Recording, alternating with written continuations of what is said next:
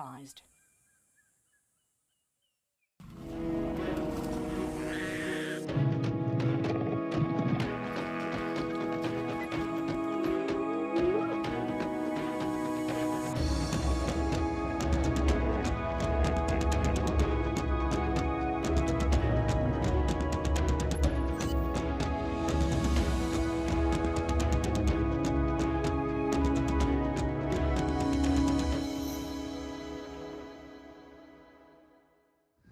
Good morning, everybody, on this real chilly, cool, cold, rainy morning here at Djuma Private Game Reserve on our sunrise safari on Sabi Sand, South Africa. Good morning, everybody. My name is Cedric Dold, and behind the camera we've got Odie, and of course we are on Rusty this morning, and we've got Tess and Gert on Rusty. It is quite a cool morning this morning. As you can see, it's very overcast. We had lots of rain last night. We had around about 37 mils of rain during the night time. So yes, we do have our rain roof on, so we do apologize if you do see a pole or a rain roof in the shot, but it is just to make sure that we are going to be kept nice and dry, and the equipment itself. But as you know, please, this is live and interactive. If anybody's got any questions, any comments, suggestions, please go onto our social media, Twitter, hashtag WildEarth, or just go onto the webpage, wildearth.tv, onto our channel page, and make sure you do register there. And of course, everybody under the age of 18 years old, pop us an email at kidssquestions@wildearth.tv. And you can see a beautiful male wildebeest, a gnu, really much here at Sandy Patch this morning, all by himself. Was enjoying this little open clearing. Nothing much further than other animals in this area, but as you know, this beautiful male wildebeest, they are very much territorial, so you'll stick around to these little open clearings and have little territories of their own. Luckily, if he's got some females coming across here, he will definitely try and keep them around in his area.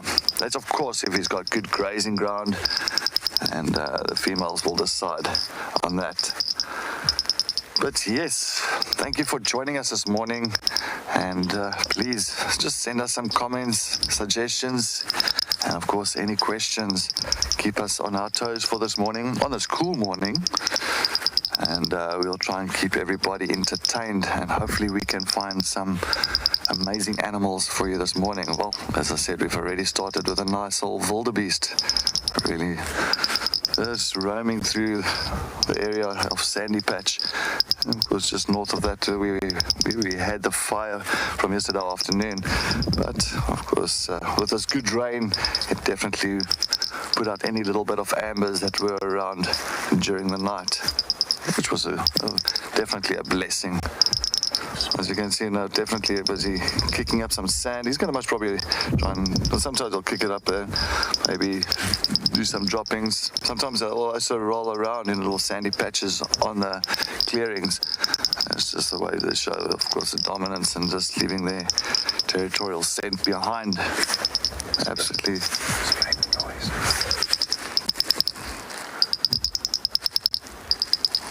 He is absolutely amazing. I get so many on the open clearings around in Kruger Park.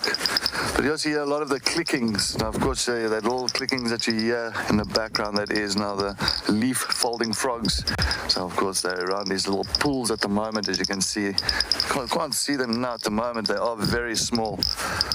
But it is almost like we call it time sharing. So time sharing calling is when you got one calling, then one will call after that one has called. And sometimes you'll have several. The nicest one that displays a time sharing calling is, of course, your bubbling casinos. It almost sounds like it's a stereo that's happening around you, that each one will have its own time of calling and calling for its mate. But yeah, definitely frogging with this kind of rain is always a good thing. It really brings out some amazing little creatures. So I'm hoping that we can actually pick up on something fascinating. But let's listen to the frogs.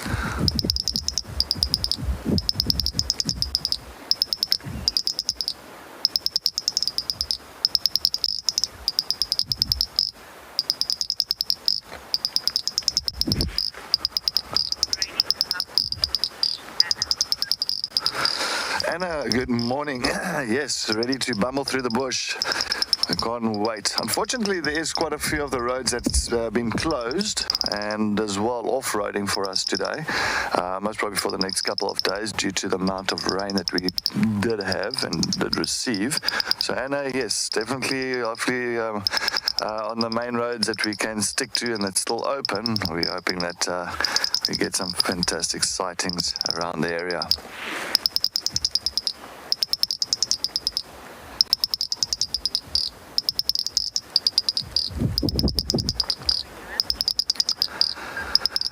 While we listen to these little frogs, let's see what the weather is like here at Djuma Private Game Reserve.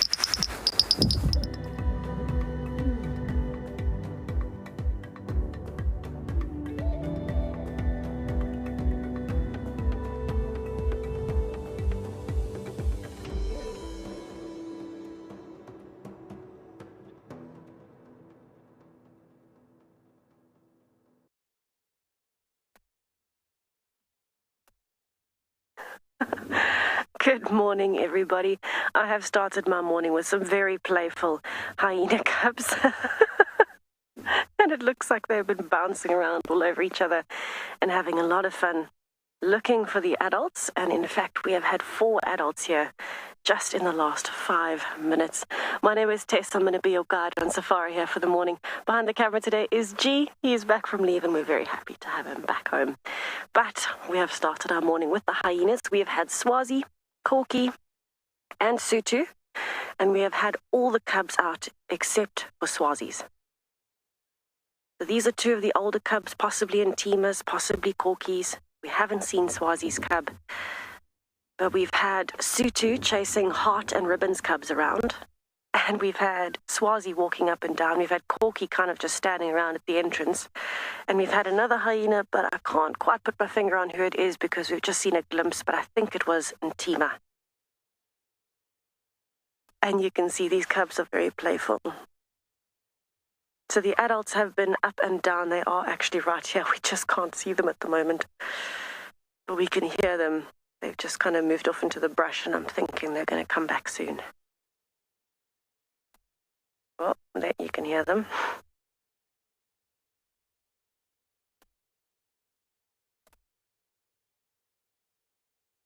It is my first time having seen the den so active this morning, and unfortunately about 20 seconds before you came to me, all of the adults, oh, hello, Heart's cub, all of the adults ran off into the brush. And you can see Heart's cub is not so happy about this situation.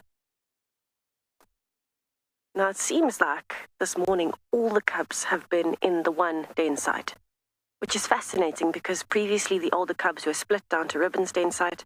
Ribbon's 2 have actually run back to the other den site, but you can see Heart's cub has come back into this one. Now, it might be a little bit far for you to hear the adults, but we can still hear them. So what I am going to do is spend just 2 more minutes here waiting for these ones to come back out. They have been very active this morning. And then I'm going to go down and check Ribbon's den site as well.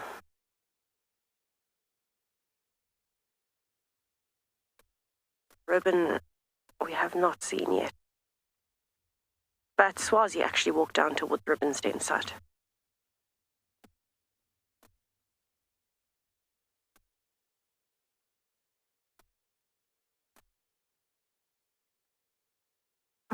Heather, I feel exactly the same way this morning. It's so good to have an early hyena fix, and especially to see the cubs playing as the first thing, you know, it's unreal. Right, I'm giving it 30 more seconds here, and if these cubs haven't come back out, I'm going to head down towards Ribbon's den site because maybe they know intuitively that the adults have moved a little bit further off, and so then I'm not comfortable staying here if they're not comfortable coming out. A sign from nature.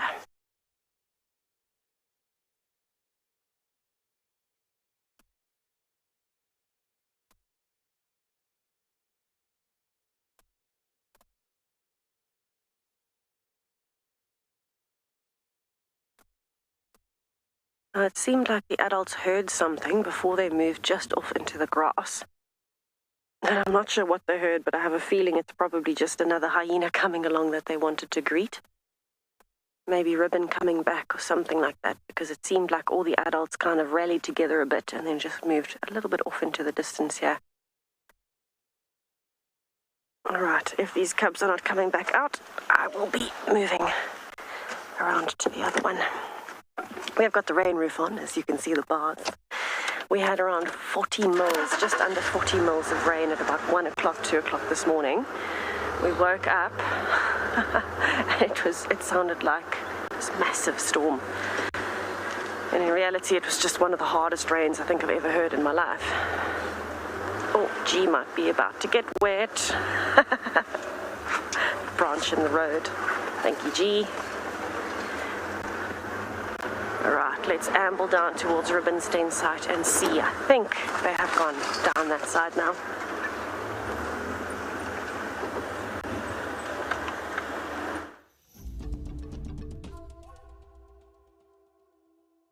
So I'm just, welcome back. I'm just staying down on Triple M North. I don't want to look what we have, buffalo tracks that side going there. Looking for one buffalo. Yeah, I just want to see what's happening on the western side here on Triple M North. I just want to double check if anything has come across east. It's one of the easier roads at the moment due to all the rain that we've had. So I think one of the more accessible roads.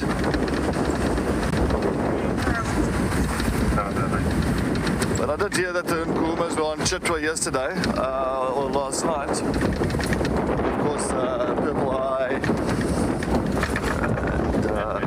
and Chella and the sub-adults. And I'm just going to maybe head to that side, hoping that they might still be around, which was fantastic. Sorry about if you get a lot of wind, a lot of wind on this mic at the moment. It is still quite windy coming from the south, coming this way, so we're actually driving straight into the wind itself.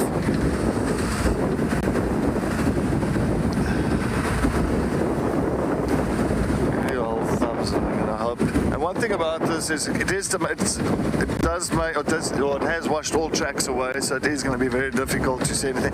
But one thing about it is we know that if there is any tracks now, it is fresh tracks, so it is definitely worthwhile. It makes it a little bit easier if something has walked here and we could pick up on those tracks and follow up. Other than that, if it was from last night, some movement from last night, those tracks are gone. There's nothing.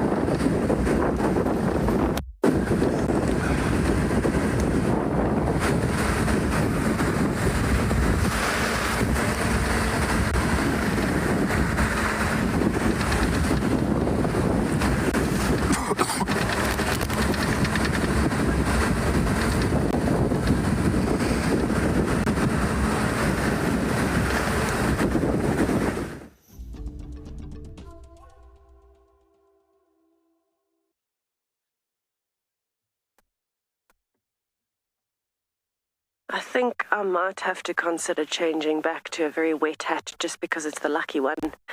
As we arrived at Ribbon's part of the den site, we had some of the cubs here, we had some of the adults, and about 10, 15, 20 seconds ago, everybody disappeared. So we're looking at a very pretty den site. Ribbon chose well. Unfortunately, the cubs are somewhere in the bush behind us, and the adults went running off. Oh wait, we might have a cub coming back. Very potentially, let's give it a minute. The adults went running off behind the termite mound, behind the den, so we can't see them anymore, they're in the bush there. But you might have a cub coming in from that side, one of, oh no, it's coming back on the side, gee, one of Ribbon's cubs. I don't know if we'll get it, you can kind of just see it, hopefully walking through the back. I don't want to start with it so close to the vehicle, we're going to have to be patient.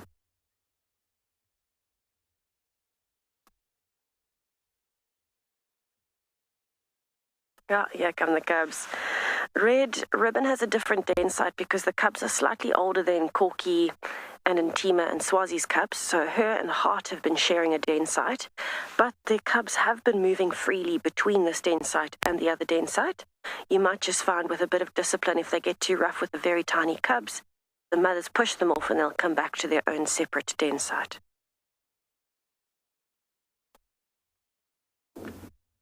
Now, I don't know if you could hear that. We could hear the very distinct sound of hyenas interacting. And that's when these two cubs came running back over. They're listening very carefully, so the adults are just into the brush here.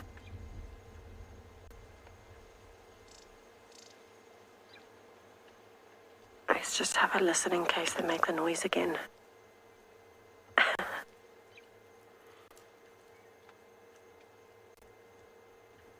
I've been very impressed by how curious these little ones are.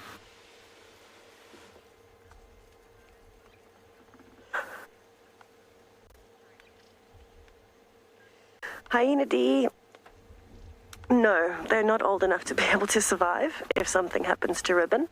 And that's because hyenas have one of the longest suckling periods of all the predators.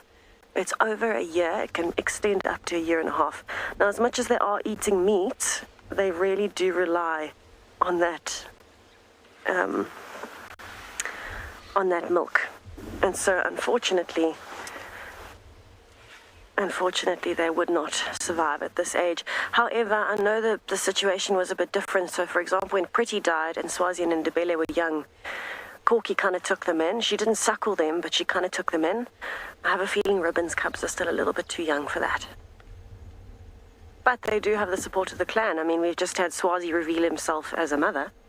So anything's possible, I suppose, with the Djuma clan in particular. All right, they have gone back towards the other den site. I'm going to amble back that way. They're making me work for it this morning. See if we can figure out where the adults have gone as well, because we can hear them, we just can't see them, and we don't know what's happening, but it sounds like an interaction between adults. I don't know what's going on. Maybe Ribbon's coming back. Corky is quite tough on Ribbon. Naturally, she's been overthrown, right? So she is naturally quite tough on Ribbon. Ha! Little hyena fix for the morning. Love it. I can see an adult back at the den site, so it seems like we're just doing a bit of musical dens this morning. Maybe a lot of musical dens this morning. I'm going to go around this way. The main path. It's the first time I've arrived and seen 4 adults and every cub except Swazi's. And I think it's just because Swazi's cub is so young that it stays inside.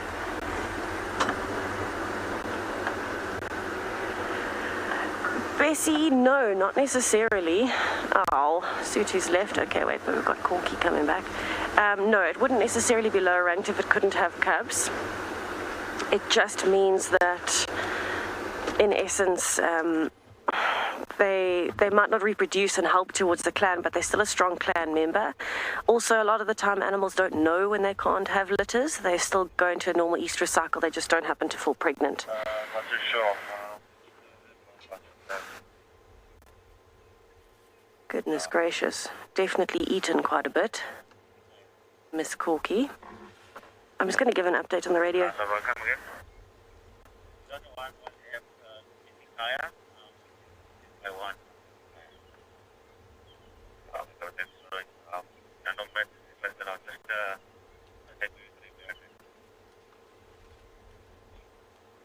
That's fine. They're actually chatting amongst themselves. No need for me to update. Right, let's see if the little cubs come out.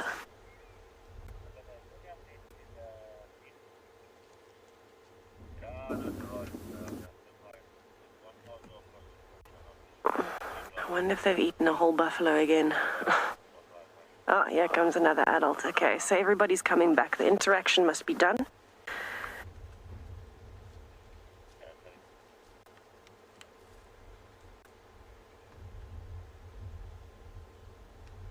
Now, the hyena I saw here when we arrived was actually Sutu, and Sutu's gone back towards Taxon's Road and down towards Treehouse Dam.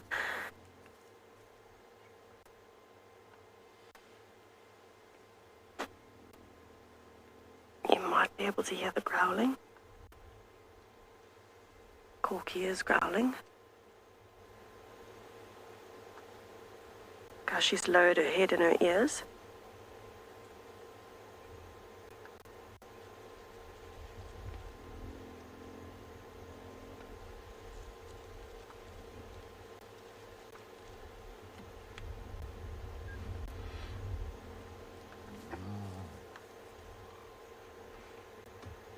Swazi doesn't seem too happy about the situation either. So Corky is at the entrance. Swazi's just kind of standing off to the side. But they seem to be... Corky's almost growling into the den's entrance. I don't think you can hear it because of the weather today. It's quite windy and mizzly and all of those things. But there's something going on here that I can't quite figure out.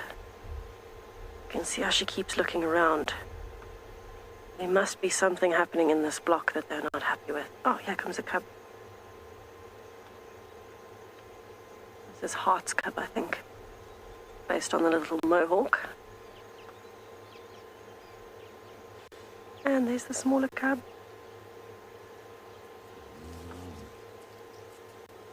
That actually might be Ribbon's cub.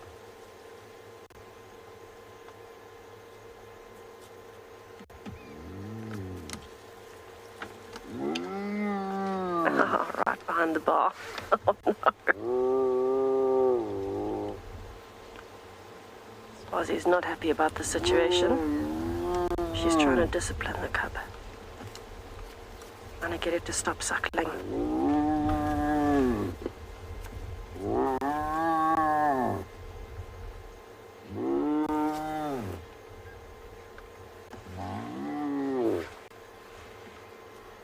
All the hyenas are coming back. Fantastic.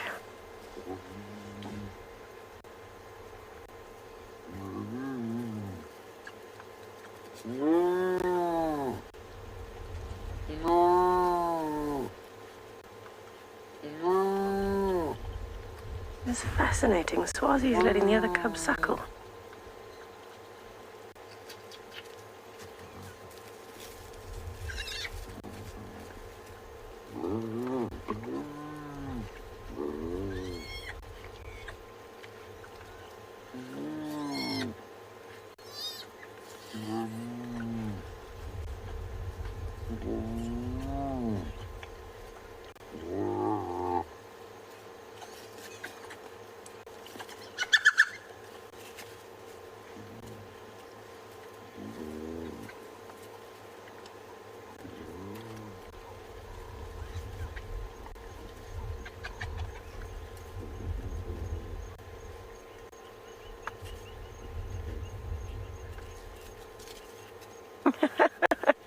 Vicky, it is quite a confusing situation, isn't it?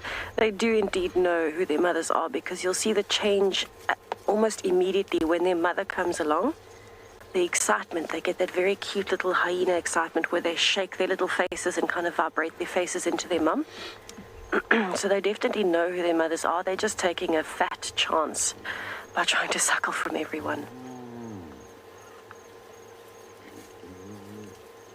But of course, the adults know better than anyone, don't they? That's why they will discipline the cubs as soon as they try and start suckling.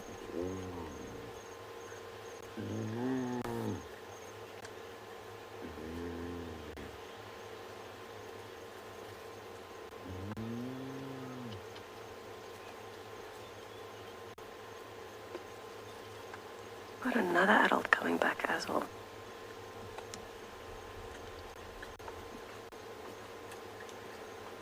Oh my goodness, that cub is on its back, so this is teaching it part of the greeting ceremony. And here comes another adult. This is fascinating.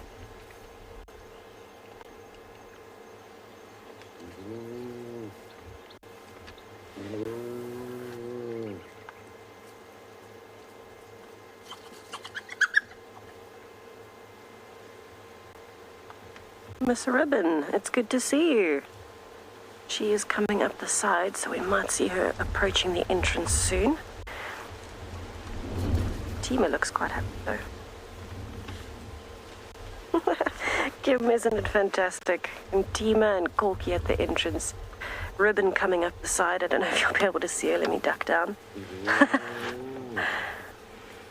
Miss Ribbon. It's the first time I've seen her in about a month and a half.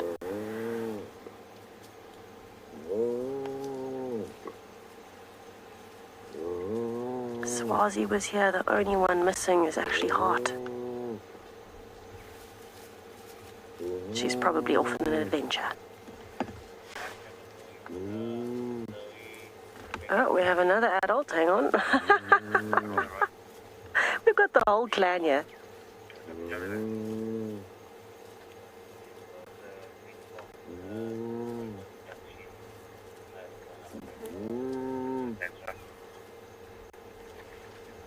My goodness. What is going on? It's actually Corky being vocal at the moment, I think because Ribbon arrived. And I think that explains the interaction we didn't understand earlier with the adults moving off. I think Ribbon arrived and they weren't so happy.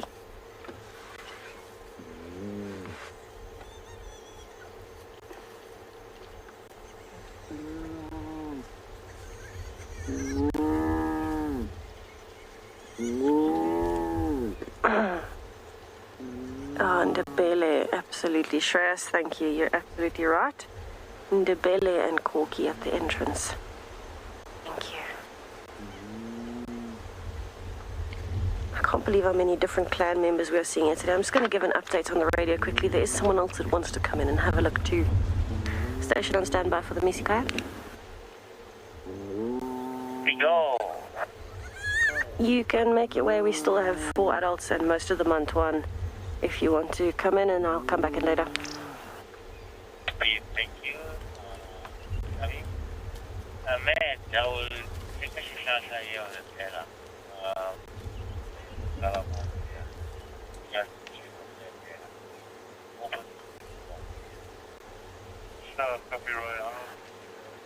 Wow, this is fascinating. So Corky has laid down. I think she's wanting her cub to suckle.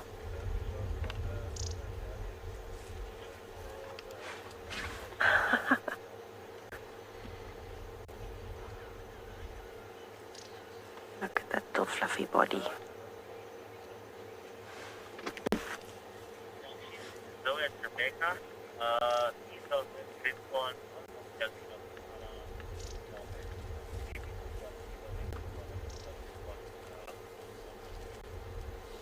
Right, so we are going to make space for another vehicle, purely because this is absolutely incredible to see. But they're not close by yet, so as soon as they get here, I will be moving out, just to let you know. But I heard amazing things on the radio yesterday. You know, guides work their entire careers looking for interactions like this and never see them. So everyone comes to Djuma just for our clan.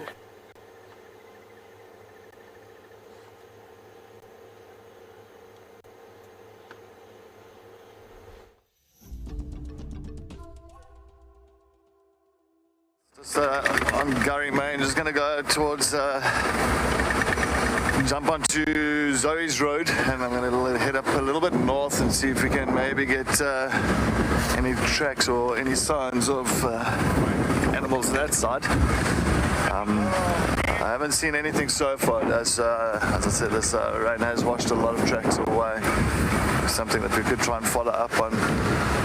But as well, what's nice about this, the wet weather, wet grass, or things like that, you'll find, especially your leopards, I know that they don't like wet weather at all, and the wet grass. They always like kind of shake their paws when it really gets wet. So you'll find many times them maybe lying in a tree or even on the road on a day like this, which will be fantastic. It'll be perfect for us. Or maybe just, walking down the road. You never know. Never know.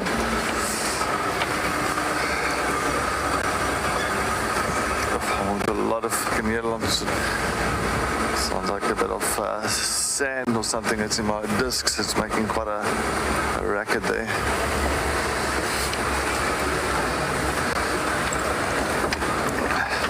Oh, one shot there. Yeah, this also got an update, of course, about those nkuhumas. So those nkuhumas definitely moved away from that side. They sounded like they went further west into a property that we cannot really go into. So, but nobody has found them. Just the tracks, like kind of brief tracks that's gone in that side. I'm gonna go up straight up Zoe's and see if we're lucky up this side.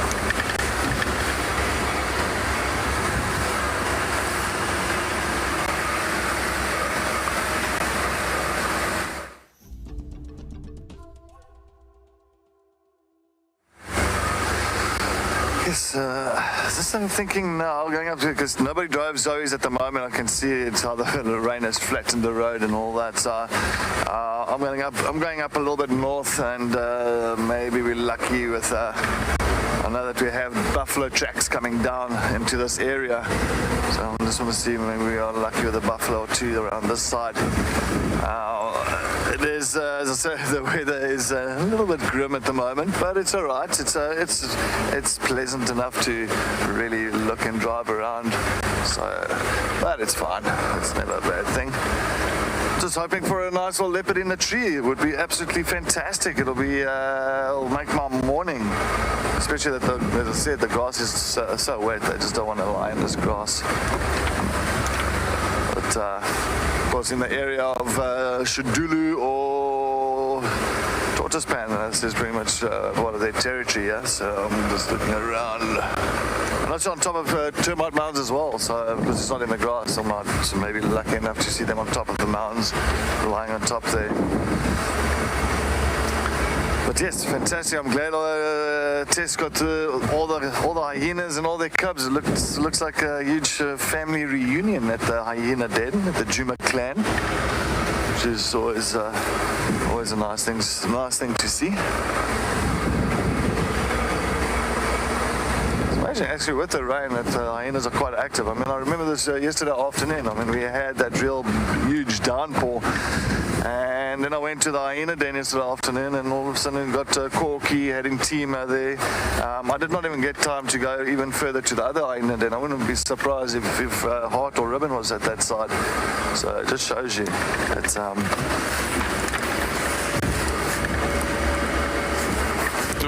I've got my earpiece out there. It shows you maybe the rain actually changes them a little bit, and heading back to their den sites, maybe they actually prefer it that way, feel a little bit more comfortable, the cubs feel a little bit more comfortable. Never know, but it's just nice and cool, so I think they're taking that opportunity.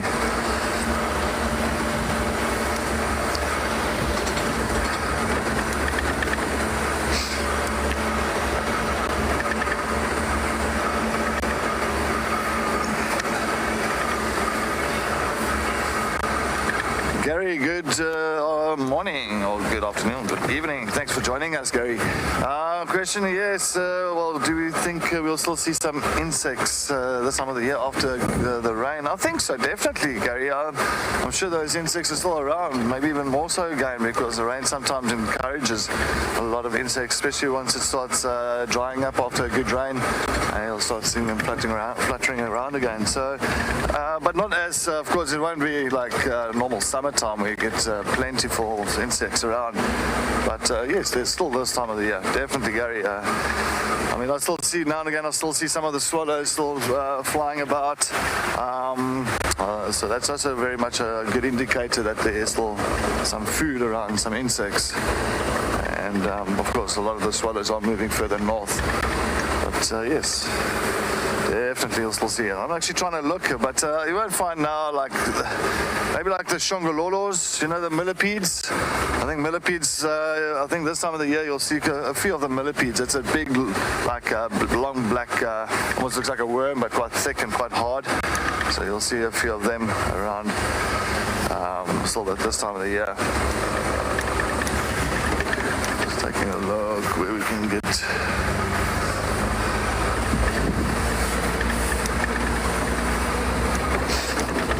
Now those tracks of those buffaloes are coming here towards this big green thorn that's in front of us now.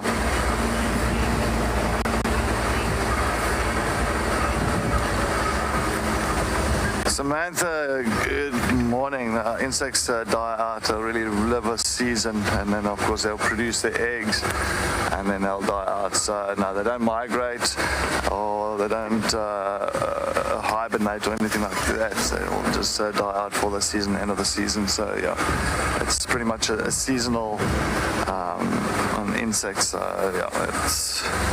So I just want to take a look where these buffalo tracks went here. But yes, I'm going to see if we can find some insects around here. I don't think I haven't seen too much at the moment. I haven't really, I'm trying to witness these, see if I got some insects roaming around on the ground. Yeah, I still see the monarch butterfly. Now and again I see that beautiful monarch, and also the guinea fowl butterfly. So the guinea fowl butterfly, really much a brown one with a lot of little white speckles. And yeah, I still see them around. I just want to take a look here. Sorry, I just want to take a look. I see there's a buffalo tracks going in here. I just want to see if I can find. There, I think there looks like under the tree there. Just want to go a little bit forward. Yeah, that's the same. I see the oxpecker flapping around there. Just want to see if I can get a nice shot here. Yeah, I can just see his head. Tell me, Odie, if it's good. Nothing. Anyway, at least we've got a nice male buffalo. Sorry, I just want to get that. A nice male buffalo that's actually just sitting or lying down under one of the combretums. You can see him just there with a lot of the oxpeckers. Nice to see a big male buffalo around this side. I wonder if it's the one that's got that half horn. I'm going to take my binocs out quickly.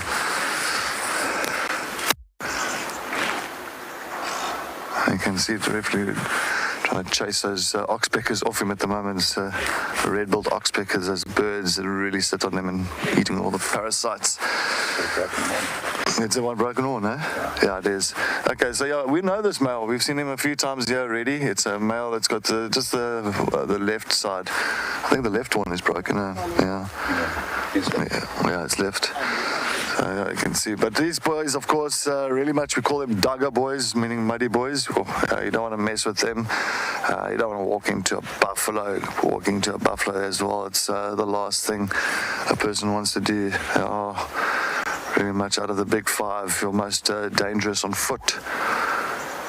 Especially these old males that do not have the females. So these old guys like this now, they usually, buffaloes in general gets to about 25 years old.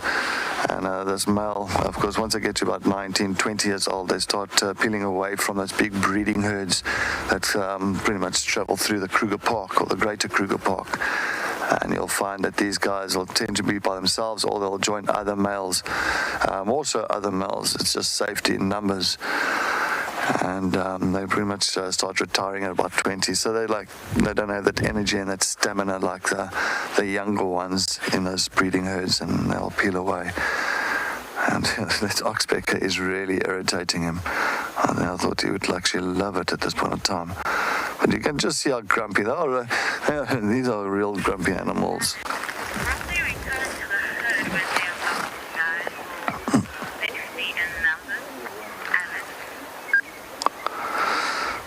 Alice, good morning. Welcome to our Sunrise Drive.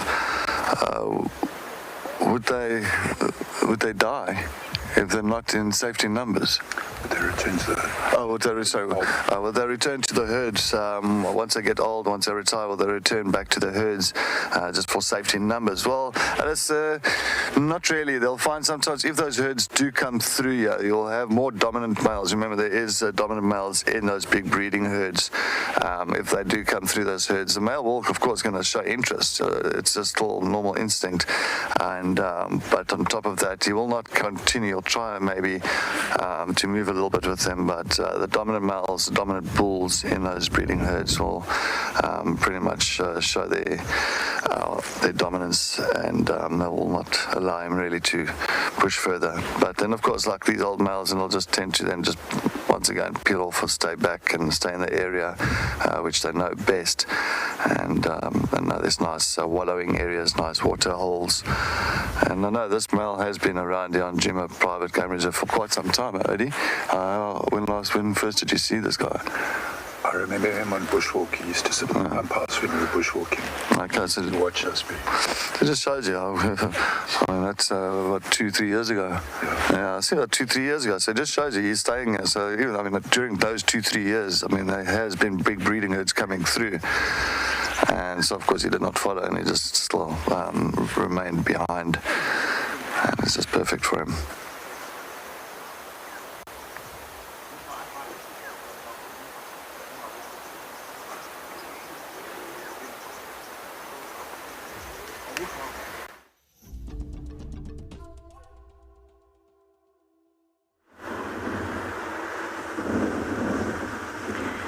That sounds fascinating. The first time I saw him, I think, was only about, a month ago on Philemon's Dip. He's quite a beautiful buffalo. But I have found an impala standing in the road. He's chewing the cud, staring at me, licking his lips. Maybe he's hungry. I don't know if he eats people.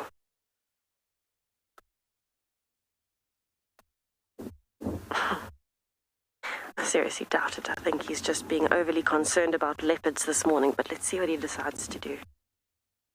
Chosen an open area to be able to see clearly.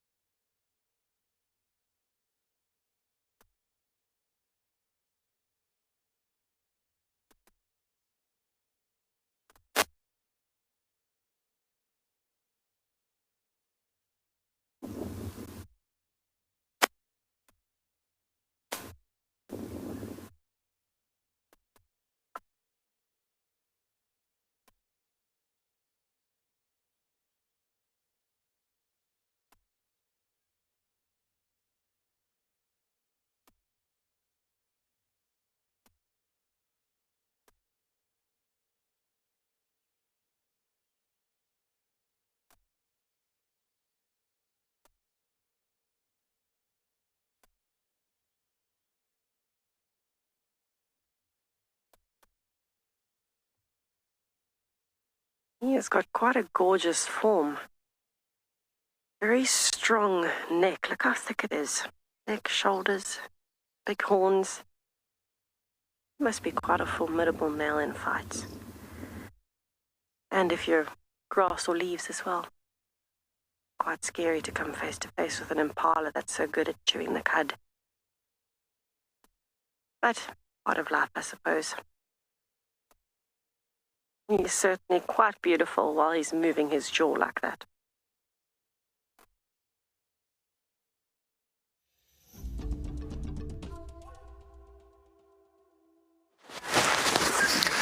Welcome back. We're still sitting with this big male buffalo, of course Cape buffalo, really much by himself, which is a little bit, I'm going to say, not wise. I mean, if a nice pride of lions do come through here, of course that will definitely target him. Being by yourself, you don't have that safety in numbers. That's why you'll find usually many times that these boys will actually join other males, and just to make sure that they do assist each other in case one gets brought down by a pride of lions. Usually they'll find that the others will turn around and try and chase the lions off. But being by yourself like this male, well, he's been by himself for quite some time, so I think he's definitely jippered the system of not being taken down by too many predators or being in any danger. I'm sure he's had encounters, but he is a big male. It's really, really a size that you don't want to mess with. You find big males like this, almost a ton. We get to about 900 kilograms to a ton. So that is quite a fair size. But yeah, we're coming in closer into winter, so those big breeding herds will be coming through very soon. As soon as, of course, the grazing areas further out where those big breeding herds are hanging around, once they pretty much utilize most of that grazing areas, they'll start moving into areas like this. And especially now that a good thing about that fire that happened yesterday, that fire, of course, it encourages now, especially with this rain as well, encourages the nice young green shoots and grasses to start coming through. And once that starts happening, it encourages, of course, a lot of grazers coming through this area. Buffalo, zebra, even wildebeest, things like that. So sometimes those natural fires is a blessing in disguise. But and it helps for these grazers to really get nice young grasses and nice green grasses around here.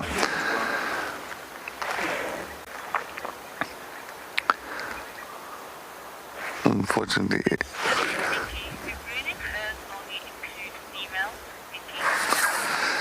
Nikki, good afternoon, good morning, good evening. Thank you for joining us. Thanks for watching WildEarth. Do breeding herds only include females? Now, breeding herds, of course, it's males and females, and of course the calves. So when I say breeding herd, it's very much those big herds that come through, and with the males also in there, so they'll have like a dominance, like a pecking order. So you'll have quite a few males. It depends on how big the herd is. And some of these herds can get up to 500-600 in a herd. And I've seen huge herds come in this area, and in those herds you'll have numerous amounts of males and of course females, and you'll find the males will have not like a hierarchy, but there will be dominant males in those big breeding herds. And why I say breeding herds is because those herds are the ones where of course the males are breeding with females, and they'll stick together.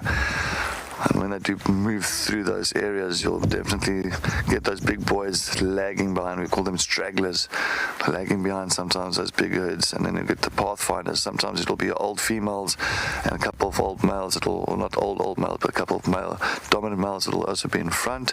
And we call them pathfinders. And they'll find the next path towards the next grazing areas, next watering holes. So I can't wait for those big breeding herds to really come through, all the big herds of buffalo. It's absolutely amazing really to see, and especially the dry times when they start running down for the water, and you just see this dust cloud like coming through and like rising from behind the bushes, and then you know there's a big herd that's coming down and running for some water.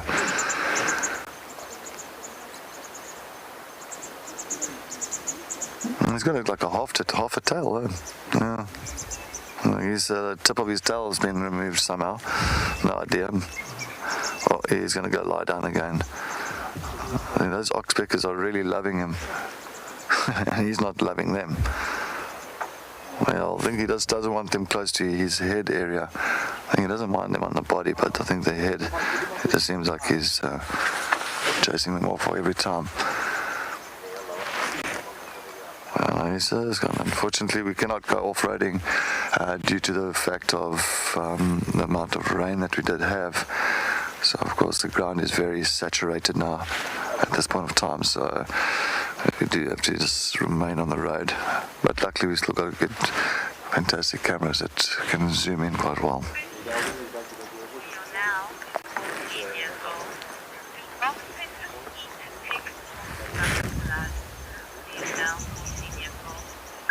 Rihanna now, 14. Yes, oxpeckers eat ticks and blood off animals.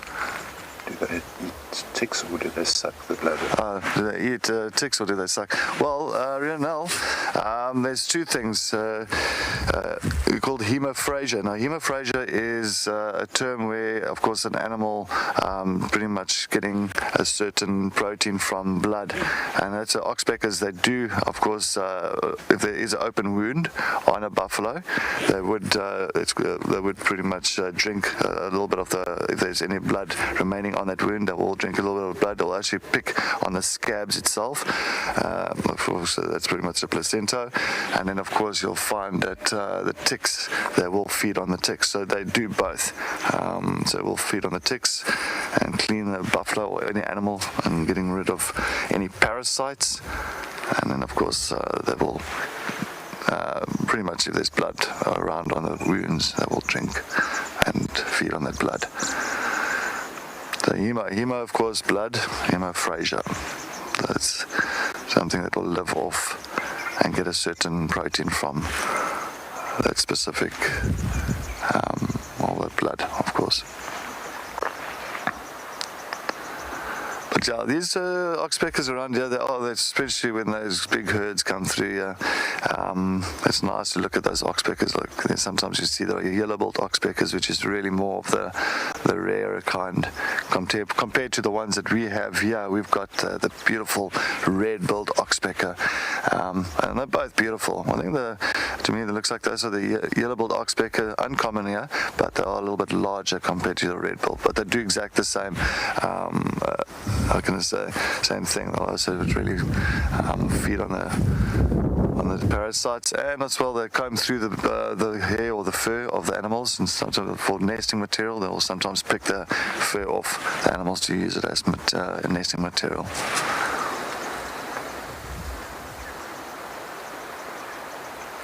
You can imagine doing a bushwalk now, and you're walking. So now this is a clear indicator. So you hear those oxpeckers in the background. You hear that the typical oxpecker calls. And if you do walk through the bush and you don't see that buffalo itself, now I'm hearing that oxpeckers. Then now all of a sudden I'm going to be on alert. There is an indicator, of course, from the oxpeckers itself that there is an animal in the vicinity. So of course at that point of time, what you'll usually do is you'll become more aware and start looking around and seeing where those oxpeckers are landing and where they're going down. And then before that animal sees you, at least you can pick up on where that buffalo is lying. So always a good thing to remember to use with bushwalks. Always a good indicator.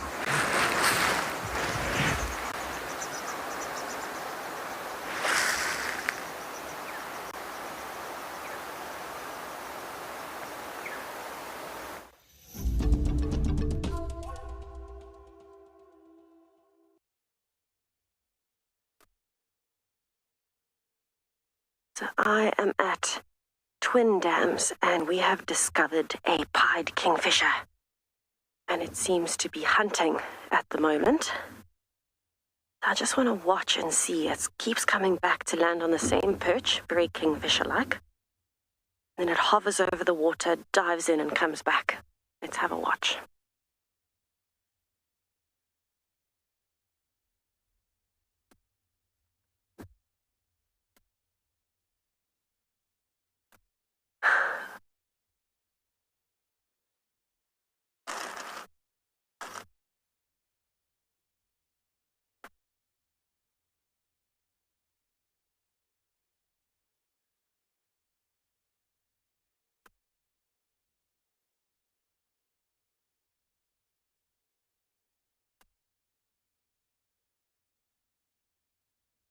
It is quite cold. It is rainy. It is a little windy. But it's a beautiful morning at the dam, and have a look at how full it has gotten. Change since yesterday is massive. Have a look.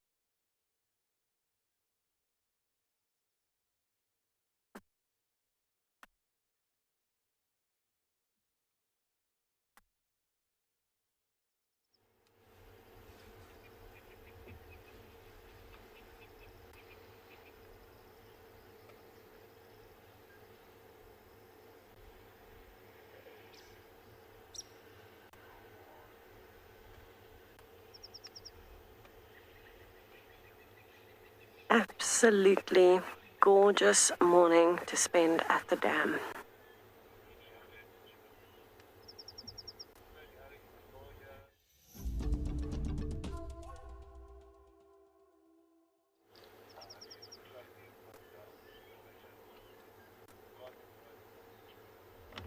I'm trying to compare the weather situation at the moment at Twin Dams as to what it was yesterday, and it's actually quite a stark difference. We had those clear blue skies before our massive lightning storm and then a really big rain. And of course today, overcast, a bit gloomy looking, but quite beautiful. Now, G and I were just chatting, saying we actually really prefer the colder weather. It's not great when it's all wet, but at the moment it's not raining. It's just kind of a light mizzle every now and then. So we're dry and we're warm. And we're hoping this means that there might be some predators out and about. But look at how much the water level has raised at Twin Dams. We had over 40 millimeters last night. We just had confirmation from Michelle. And we've had over 40 millimeters of rain in the last little while. That is quite impressive for this time of the year. It's autumn. We don't normally get rain in autumn. Our wet season is summer. We should be drying up, and every time we think it's drying up, this year we seem to be getting another fresh, massive amount of rain. And believe it or not, we have got more rain coming today, tomorrow, and Monday is what is forecasted. Isn't it beautiful? We were just starting to worry with everything drying up. The pans were all dry. And now everything is very wet again.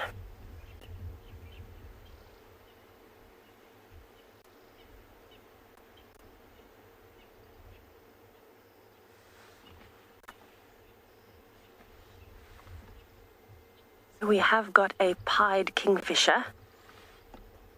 It's been kind of moving up and down. And it keeps coming back to perch in between hunting.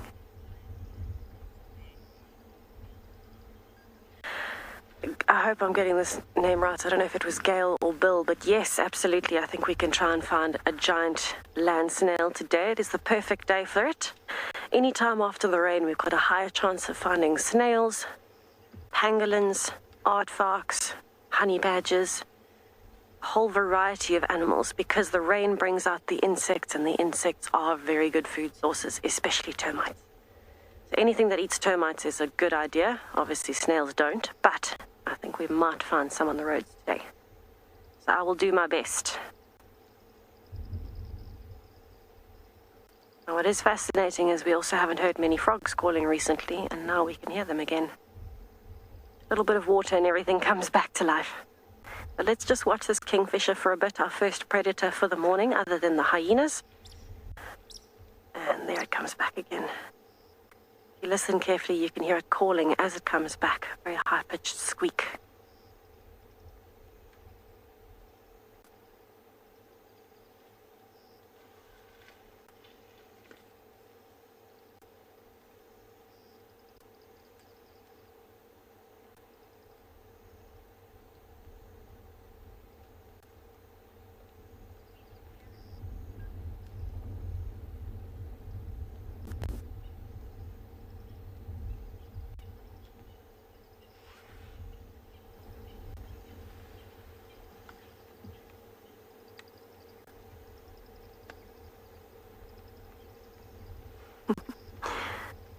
It looks so content, and it stands out so nicely with that stark black and white. And it's fascinating. This is one of the most numerous kingfishers in the world in terms of actual population size. So you'd think you'd see them a whole lot more, but we actually don't see them all together that often. But probably because a lot of the time people don't really spend as much time as they should around dams, you know. When you're guiding, you don't have an awful lot of time to sit around and wait for things if your guests are here for 3 or 4 days. But luckily for us, we don't have that problem. So we get to spend a lot of time. Oh, it's getting poised and ready there. We get to spend a lot of time with the smaller things, which is an absolute blessing.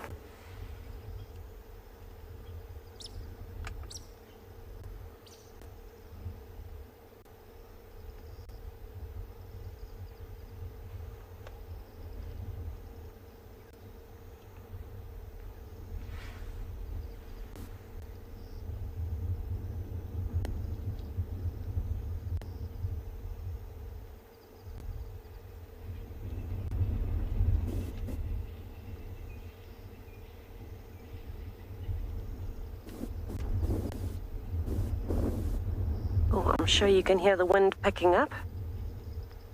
It is picking up again out of nowhere, but hopefully that'll be a good thing.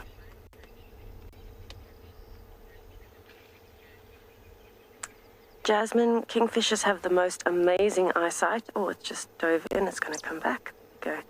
They have the most amazing eyesight. And bear in mind as well, something they've got to contend with is not just, okay, I'm looking into the water for something small moving. It's dealing with the reflection as well.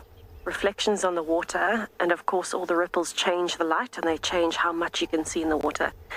The kingfishers really do have phenomenal eyesight to be able to see through that, pick up on tiny movements, and be fast enough to catch something without it seeing you as well. Because remember, kingfisher will cast a shadow as it comes down over the water. From above, you'll see that shape and that shadow. So fish, tadpoles, all those things will disperse. So imagine how good and how fast kingfishers are to be able to do that. But it is also part of why the pied kingfisher is more numerous than some of the others. They've got a bit more white underneath the body. And that's like counter shading, like a great white shark. Dark on the top, light on the bottom. When you look at it from the bottom, it looks white, like the sky today. But if you look at it from the top, it looks dark, like the water below. It's the same concept with sharks, a lot of whales, dolphins. It works really well. So it's one of the better adapted in terms of coloration. As much as it stands out to us, it's really not that important. It needs to make sure that it doesn't stand out to the water.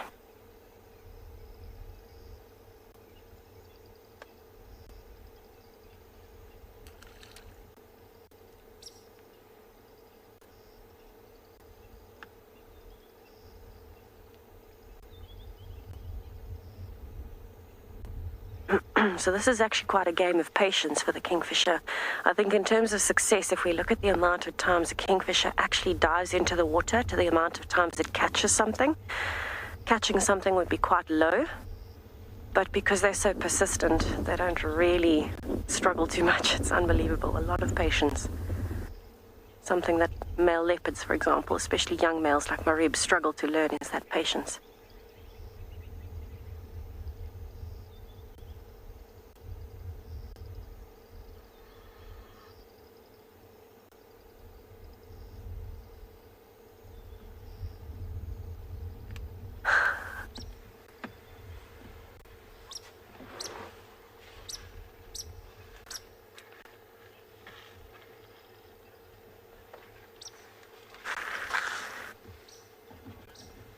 Laura, the woodland kingfishers have majority left, unfortunately. So it is that time of the year. Around April, towards the end of April, we start hearing the last ones. And in fact, we were chatting about it yesterday. We haven't heard many. And we heard one about 4 days ago. And I heard one yesterday, one alarm call from a woodland kingfisher. But we haven't seen them for probably about a week and a half, 2 weeks now. So all of them seem to be migrating. It has been a slightly later season because of the change in rain patterns a little bit, but that doesn't necessarily change their migration dates. It just means that they might be a little bit younger when they do migrate. But they should have all fledged successfully by now and headed back. So now we're going back to pied kingfishers, occasionally giant kingfishers, the residents as opposed to the migrants.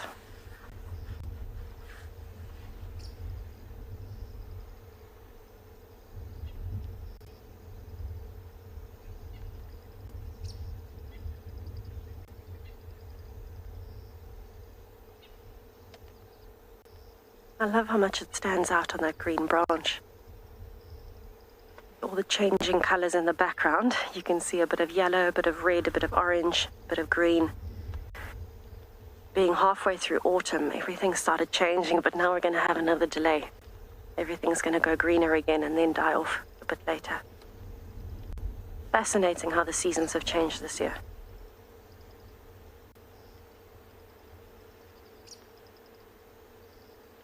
Or balancing skills. I would have fallen ages ago. Sandy, it is quite an impressive beak. I think kingfishers are one of the strangest looking birds because of it. I mean, similar to things like kookaburras, I suppose. If you went over to Australia. But yeah, it's, I guess, part of the success of being able to hunt and dive into the water. You've got to have a pretty big beak. Now it's gone over to the little pan systems south of Twin Dams Wall. It seems to have landed, and it's trying its luck in a smaller pond instead of in the big dam. I don't know. Okay, perfect. The bar is not quite in the way. Bit tough with the rain roofs, but we make it work. All part of the fun. I can hear a roller calling. A little bit higher up here, I think. Yeah, there, in the middle. Now, it's interesting, we also haven't seen many European rollers around. They've also gone back. We're back to the more common residents, lilac-breasted rollers, purple rollers. Seasonal changes kicking in.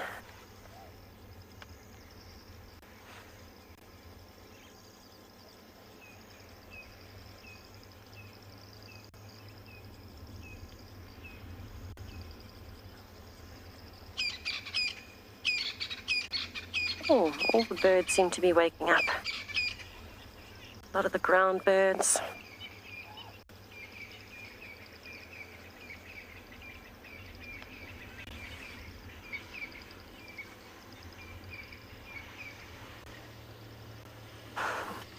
Vehicle driving past on Gary Main, giving us massive waves. Good morning. Hello.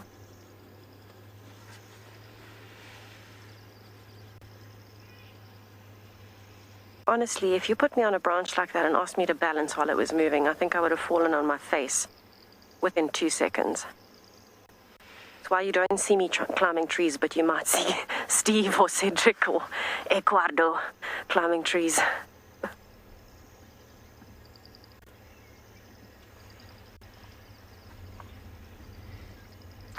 Jackson, I agree. Our morning calls from the birds are a little bit later than usual this morning, thanks to the cold and wet conditions, but it is gorgeous. And speaking of, I think we should have a little listen, because you can start hearing some frogs now as well.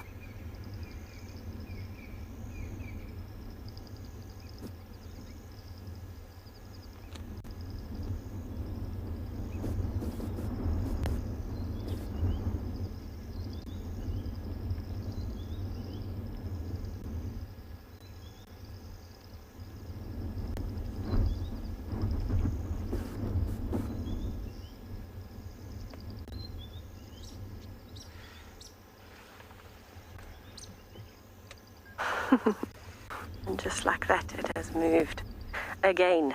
All right, let's see what happens. We're going to stick around here for a little bit longer, and maybe we'll get lucky again.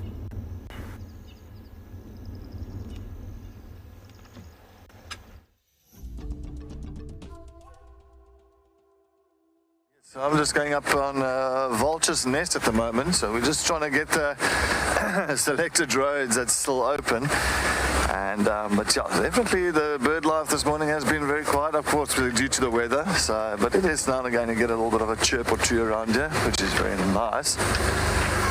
Well, as they say, the early bird catches the fattest worm. So whichever birds are around at the moment is, well, they're catching definitely the fattest worm.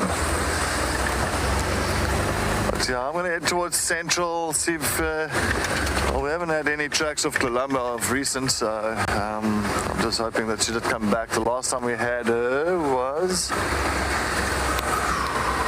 maybe about six days ago. Yeah, it's about 6 days ago we had her there at that kill at Vubu Road. I think that was the last really sighting of her, and then she moved back in an easterly direction. So that's why I'm going to Central. I just want to take a look on Central, see if we can see anything that side.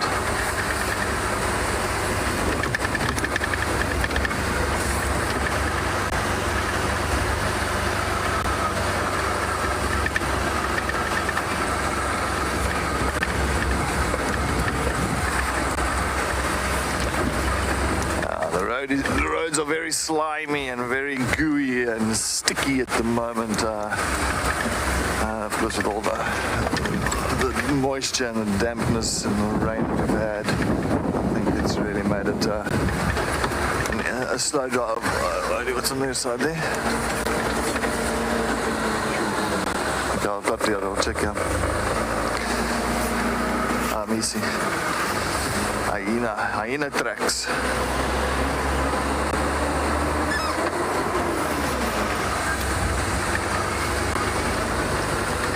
I wonder where this hyena came from. It looks like maybe came down from Central.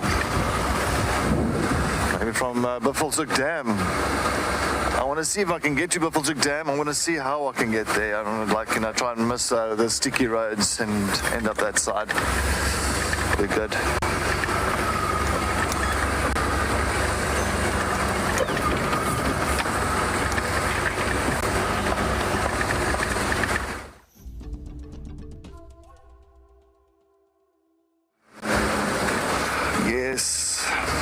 I was just thinking now, we're trying to kind of maneuver our way around these roads. As you know, it is, as you can see, it's very, very sticky, very slimy with all the rain that we've had. So I'm really trying to get into, maybe I'll head to Hyena Walk, go around to Buffelshoek Cut Line. I want to try and get to Buffelshoek Dam somehow without really not getting stuck, but doing too much damage on the road. As you know, most of the roads are closed at this kind of time due to the amount of rain. But let's look. At least we had a nice old buffalo this morning so far. That's a nice one. And of course, Tessa's hyenas. I do have hyena tracks coming down the road, yeah. Looks like just for one hyena. I'll try and... That's the only thing, that's what's one thing I like sometimes with the rain, with the tracking, if you do see any of your, okay, I think this road was a little bit sticky, yeah. Okay, yeah. But it's nice because if you do find any of the tracks now, it is not from long ago, and it's worthwhile following. That's if they remain on the road, whatever you are looking for. But yes, the bird life has definitely hasn't flourished yet this morning. I think the weather hasn't really been ideal for bird life, but there has been a couple of doves, and saw an emerald spotted dove just now as well. I love those emerald spotted doves. Shavambalan, that's where Shavambalan, that male leopard, got his name from. I think if anybody remembered one of the naturalists, his name was Mark, it used to be, and he gave all Shavambalan his name due to emerald spotted wood dove. So yes, and Shavambalan, why so, is because if you get close to the dove itself, they like shoot off, they dart off, and of course Shavambalan, that was one of Karula's cubs, and Shavinzi was of course a sibling of Shavambalan, and he used to always dart off, and he used to get to Karula, Shavinzi and Shavambalan, he was used to do his own mission, so that's where he got his name from.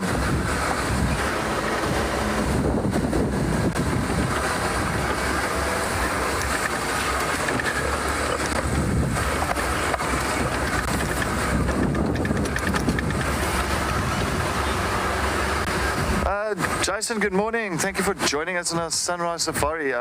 Is it more difficult to track an animal in these kind of conditions? Jason, it is in a way. Well, look, it depends on, look, if there was, for instance, a pride of lions walking on one of these roads last night, and we needed to kind of find them, because we had our big rains, the last bit of rain was around about 3 o'clock this morning, I think. 3 o'clock it subsided, the rain.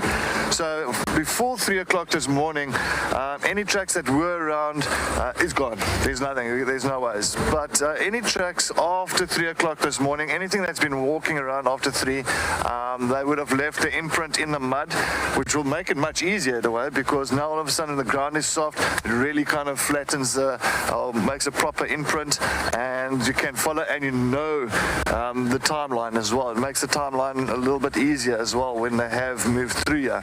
So it's a yes and a no, but if I do find leopard tracks or lion tracks now on this road, I know that after 3 o'clock this morning they were moving, or that individual was moving up this road. So it's yeah, so it can make it easier, but it can also spoil the tracks if anything was moving before that time. I think if I can actually show you, give you an example. I want to give you an example. I think I'm just going to turn here, so maybe like that. You find it, Eddie? Yeah. So you can see now that, sorry about that, you can see now that hyena has walked past here. You can see those nail marks of the hyena, so that even gives you a better indicator on which animal it is. So this hyena came after 3 o'clock. So you can see it's no water on top of the tracks.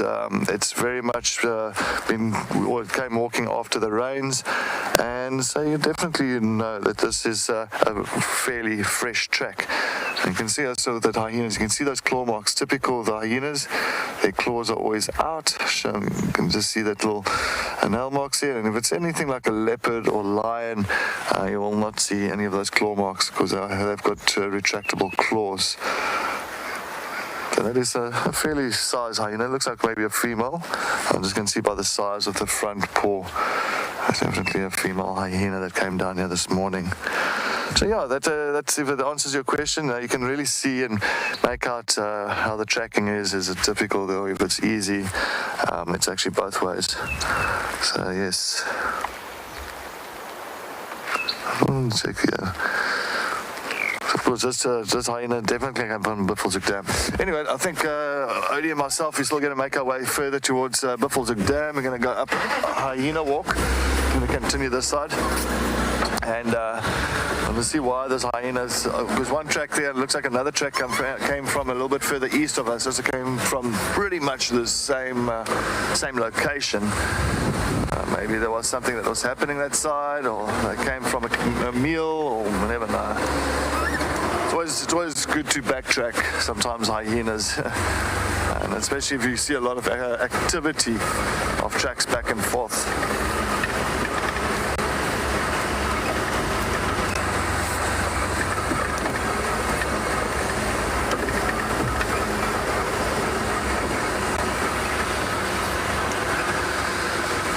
Good morning. Thank you very much for the question. How long did it take me to identify tracks?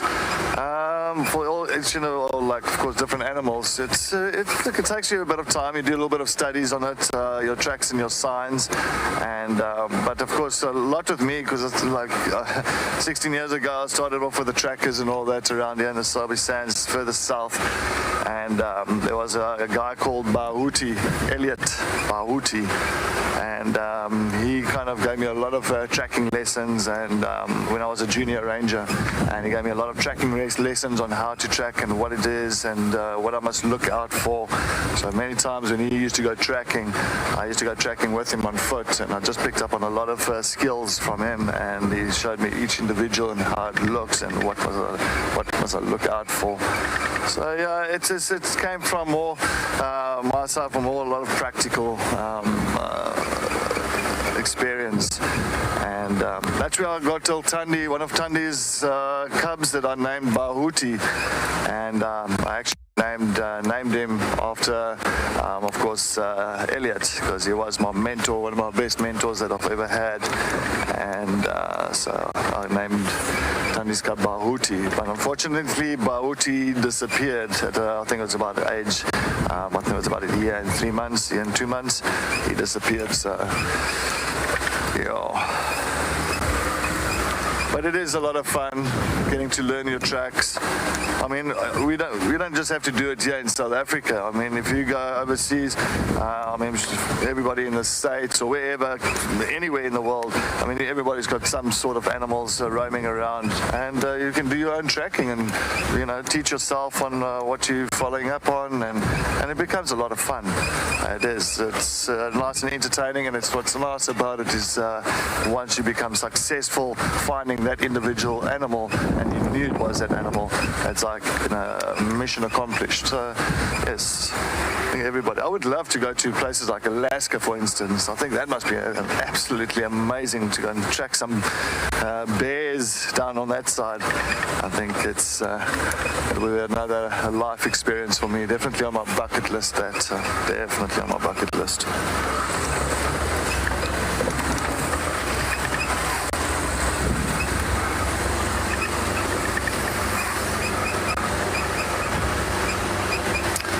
We're trying to see if we can maneuver our way towards Buffelshoek Dam. Let's head back to Test. And I think, let's see what she's found on her bumble.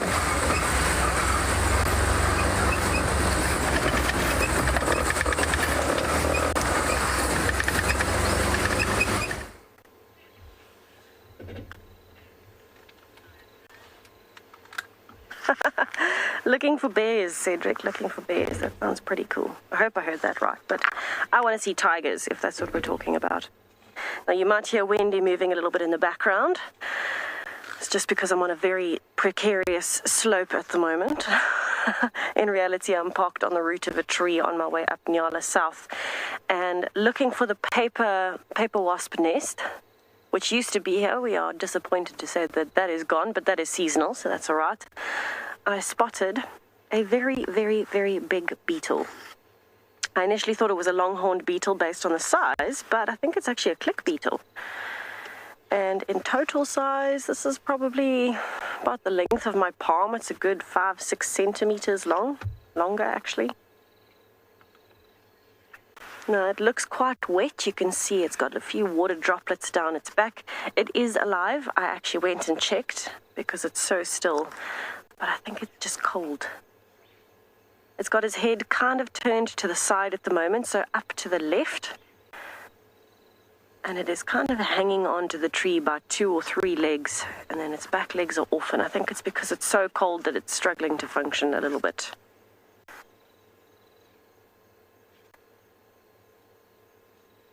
Now, there's a little bit of a waxy coating on the outside of a beetle's shell or exoskeleton, and especially on top of the wings there.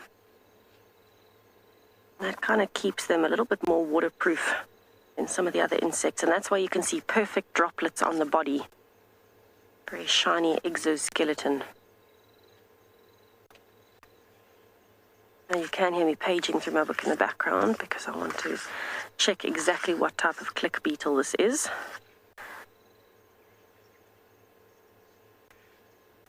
Quite strange, don't you think?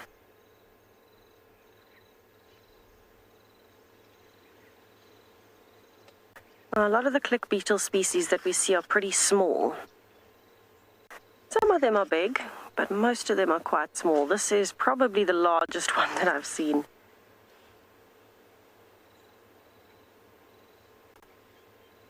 On a spike thorn. And it seems to be quite well camouflaged against the bark, but it would probably do better against a different tree.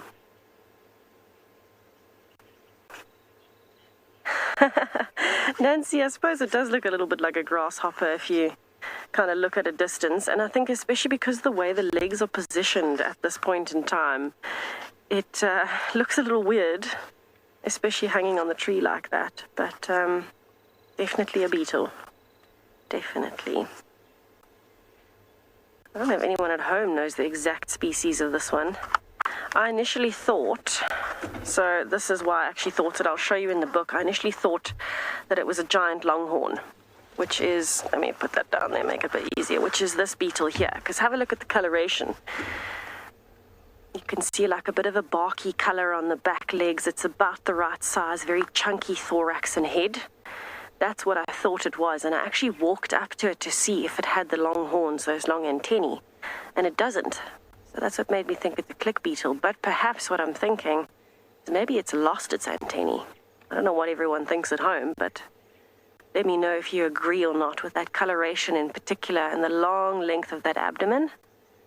That is what's making me think with the chunky thorax. That's what's making me think that this might still be a giant longhorn. That was my initial instinct instead of a click beetle. But you do get big species of click beetle. You do get them. It's possible. But I don't know. I'm still confused. The coloration is just so perfect for a giant longhorn. That was the first thing that I said to G. I think it's a giant longhorn. And then I went to have a look because I couldn't see antennae through my binoculars, and absolutely it doesn't have any.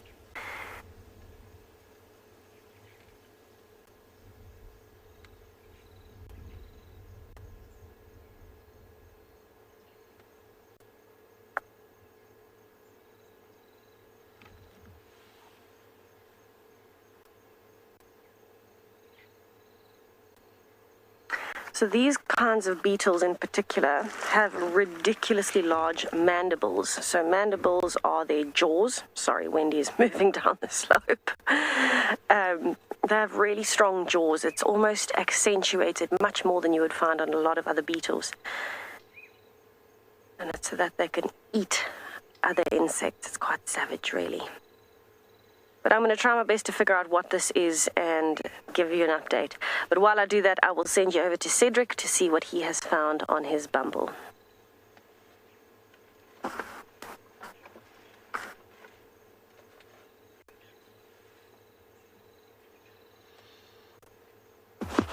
Like that, huh? Yeah.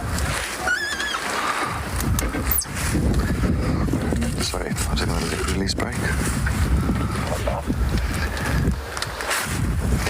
Alright, as you can see, we've got a beautiful lilac-breasted roller. He just caught something now inside, of course, on the road itself. I think a nice little insect, and he just gobbled it up. These beautiful lilac-breasted rollers. Of course, you really get to see the colors so much better when the sun is out. But you can still see his little bit of colors. That's stunning little bit of lilac, but in his little white forehead. Yes, did you enjoy that one? Did you enjoy that? He actually killed. It looked like he caught a little grasshopper that was sitting on the road. He came down for his little kill, for his little meal for the morning.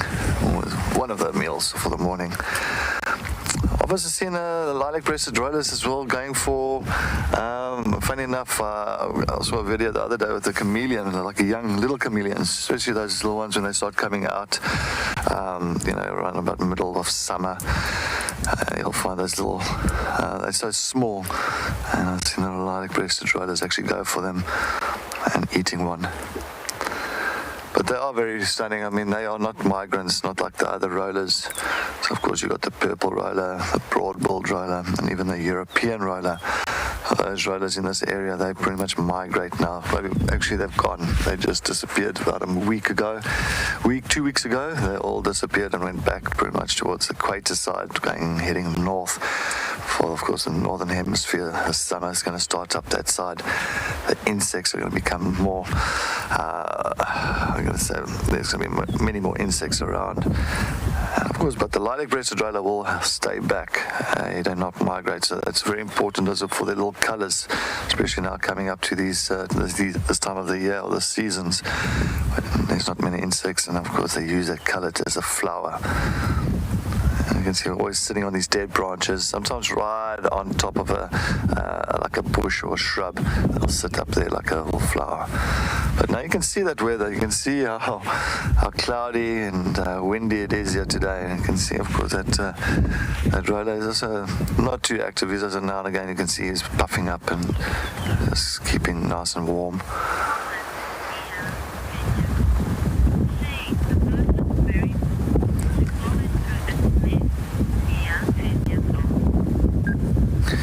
Mia, good morning. Welcome to our sunrise safari. Yes, Mia, I think as well, they do nest in, of course, hollowed out trees, sometimes even the poles,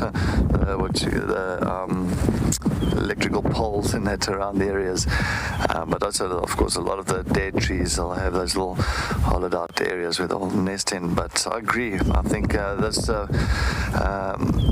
this bird is, or the lilac-breasted roller, is not doing too well. He doesn't understand of the concept of keeping warm in a nest area. Maybe he doesn't have a nest. Never know. Maybe he's homeless. Yeah, maybe he just decided not to be in a nest anymore. He's like, I'm going to be rather sitting on the outskirts. But Mia, thank you very much. 10 years old. Lovely, lovely. Nice concern over the warmth of the bird.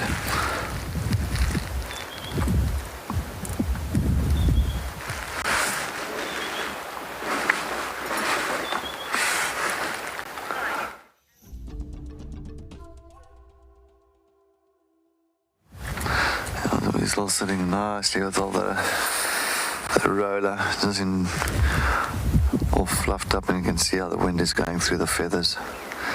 It's really fluffing up the feathers. Even the tail is like bobbing up and down. I think definitely windier up there than down where we are.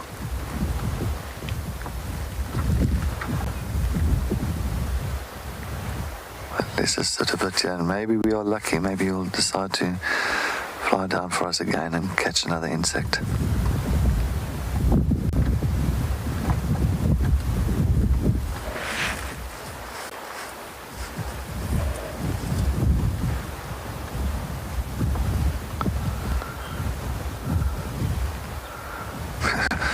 pretty breezy up there.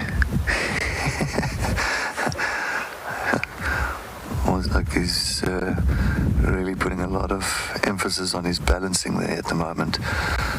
Really concentrating.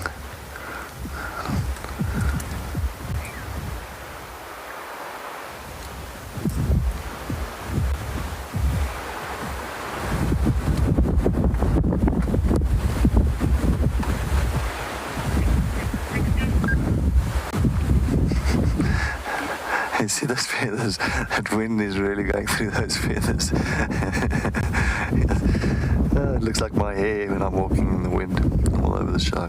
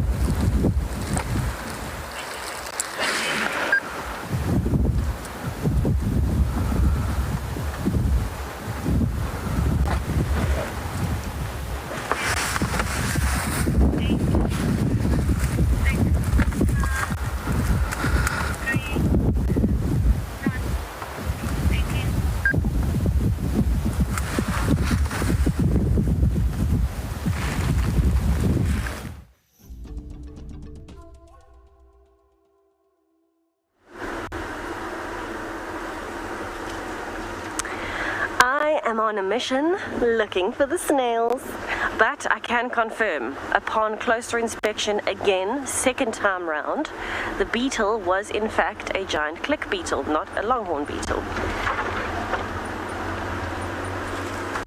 It's pretty cool. So what it means to be a click beetle is there's a whole different bunch of species from small to very big, like that one. It was about the size of my palm. They have a little mechanism on their thorax that when there's a predator close by, so whether they're picked up by something like a roller or even a jackal, maybe if it's really hungry, or whether there's something coming to get them, this little mechanism on their chest is click loaded, so it's spring loaded basically, and it's a little mechanism that's hooked in, and as something is about to take them, they click it off and it flicks them. So it's a click, it makes a clicking sound as it hits the chest after that spring loaded action. It hits back onto the thorax, which is a hard shell, and makes a loud click. And what that does is it flicks the beetle backwards, out the way, and it does like little backflips, you know, gymnasts over there. And it lands quite far away, and that gives it a bit of time to not only shock the predator, so the predator actually has like a little reaction where it moves itself backwards because it gets a fright, but it gives it enough time to get away if it can. Click beetle. Makes a little click as it hits back onto the thorax. Beautiful. That's the biggest one I've seen though. Biggest click beetle. At least the size of my palm. Massive. But yes, upon closer inspection, I had a nice look. I could see the antennae kind of lying underneath the head, so they weren't long, and of course the head itself is bigger than what you would find on a longhorn beetle. And then it made the click. All the puzzle pieces nicely formed together. Okay, I am now headed towards Gowrie Dam. I want to go and check around that area and see what we can find. We often find some of the smaller creatures around that area because of the open areas of quarantine, the open area next to the dam.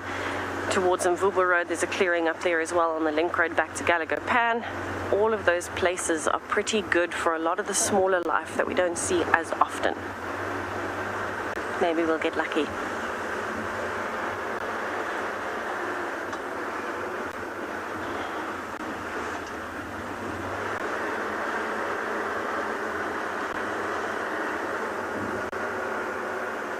But if you haven't seen a click beetle jump, you should definitely have a look. If you can, look it up online. I don't want to handle it and put it down and make it click because that's not very ethical.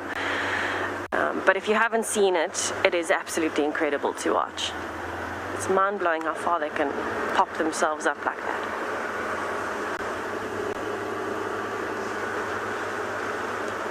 Oh, these roads are wet. Now, I can tell you with the rain that we've had, yesterday afternoon, myself and Owen went and had a look at Chelapan and the little pan systems just south of that at Spaghetti Junction. And the ones just south of Spaghetti Junction were almost completely bone dry. This morning, overflowing. Unreal amounts of rain. Really good.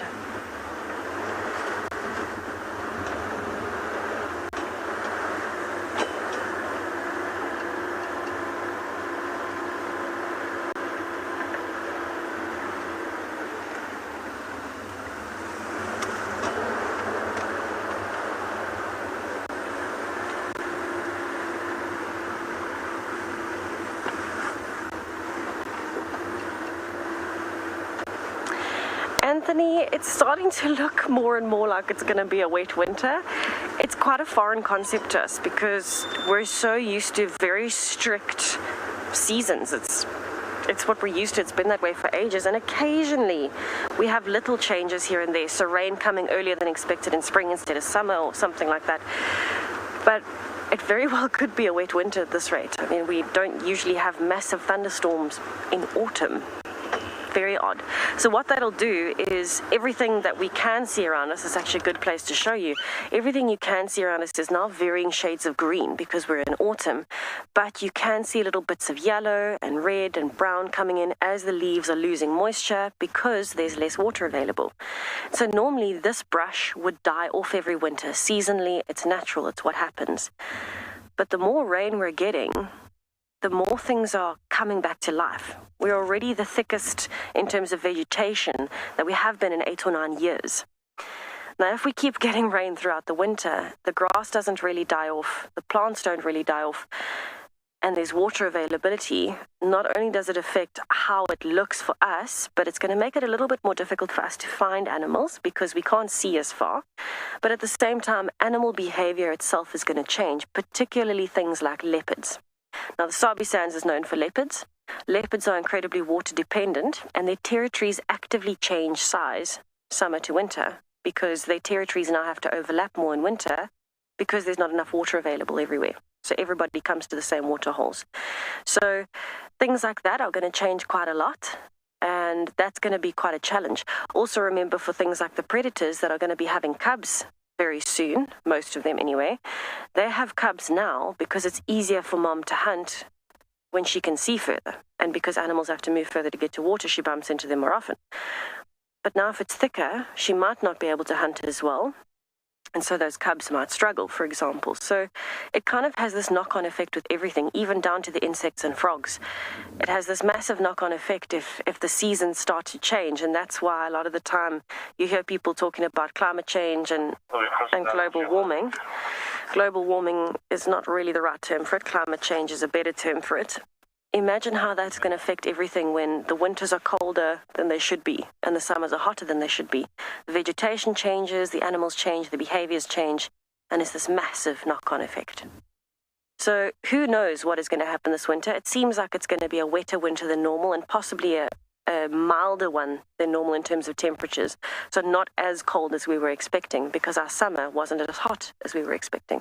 And they kind of balance each other out. So we'll see what happens. I mean, at this stage, we're definitely getting rain where we wouldn't be normally. And so our vegetation is definitely going to be greener for longer and thicker for longer. And water availability is going to be much better for the animals. So for now, their movements are going to stay pretty much the same, and it's going to make our jobs a bit harder. But that's okay. We're happy to work with it because we love it anyway. But it's a pretty cool question. Thank you, Anthony. I can go into that answer for days and weeks without stopping. So every now and then I got to put a cap on myself and say, all right, I think you've done it there.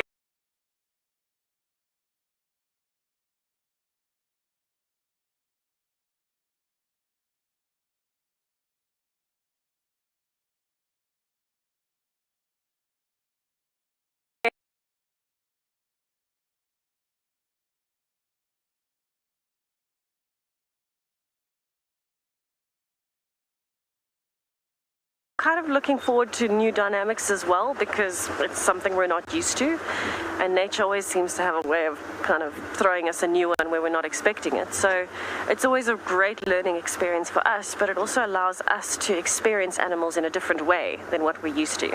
And that for me is exactly, it's up my alley. I studied science. I'm a scientist by trade. Before I was a field guide, before I was a musician or anything else, I was a scientist. And animal behavior and interactions with all the different elements and ecology, that's what is my fascinating point. So I think it is going to be interesting. Hoping you don't lose signal for me here in Giraffe Crossing, Giraffe Dip.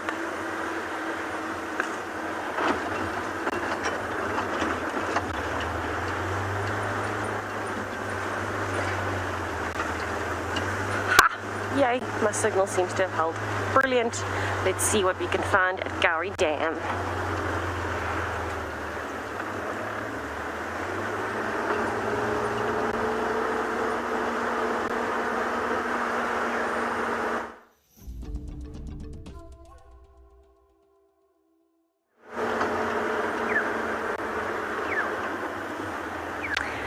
You know what I'm really loving, which I wasn't expecting this morning, is how smooth the roads are.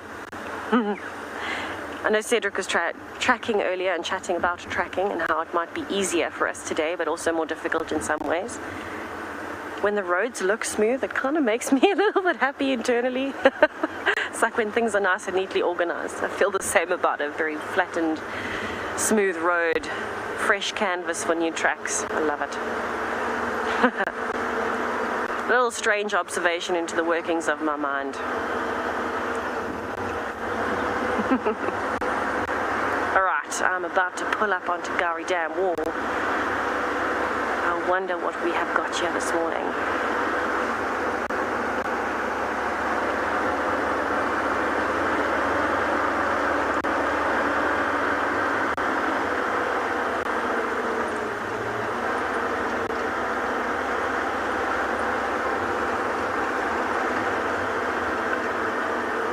Maybe the saddle-billed stork is still here. That would be exciting. Oh, that crossing is washed away a bit. Hold on, G. Ooh, very rocky. Ah, Wendertron handling like a pro. Good job.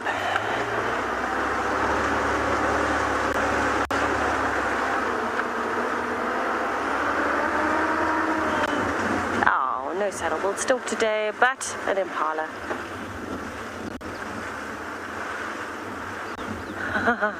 The island has almost completely disappeared. What is happening? So much water.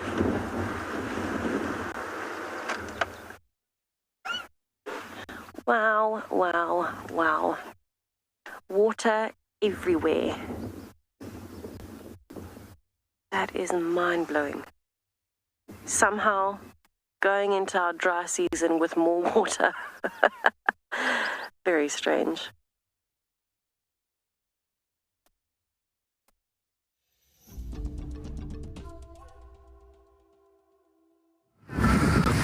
Hey, welcome back here at Buffelshoek Dam. As you can see, we've got a beautiful straighted heron, also known as a greenback heron. Of course, he's just running along and trying to feed. Ooh, and flipping his wings. Oh no, where are you going? I think he's definitely looking around for nice little insects, little water arthropods. Maybe a frog or two. Oh, well done, Odie. Kept up with him there. Brilliant. Of course, really feeding on the little things around the water edges.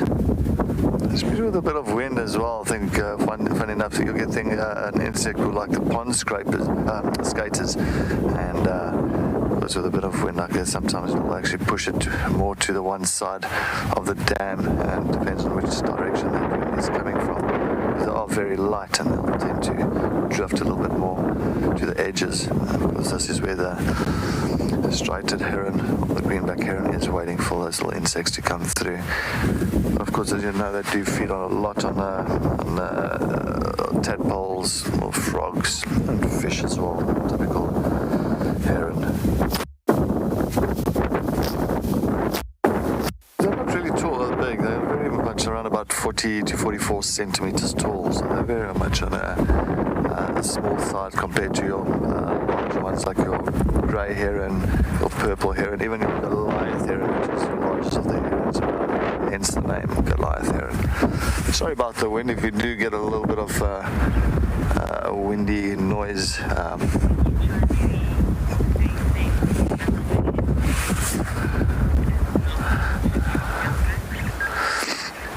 just as I say, the wind is just unfortunately is coming through quite a bit here at the dam. It's a bit of a windy day, so I'm just trying to get my head out of the wind here at the moment so we can get the mic out of the wind.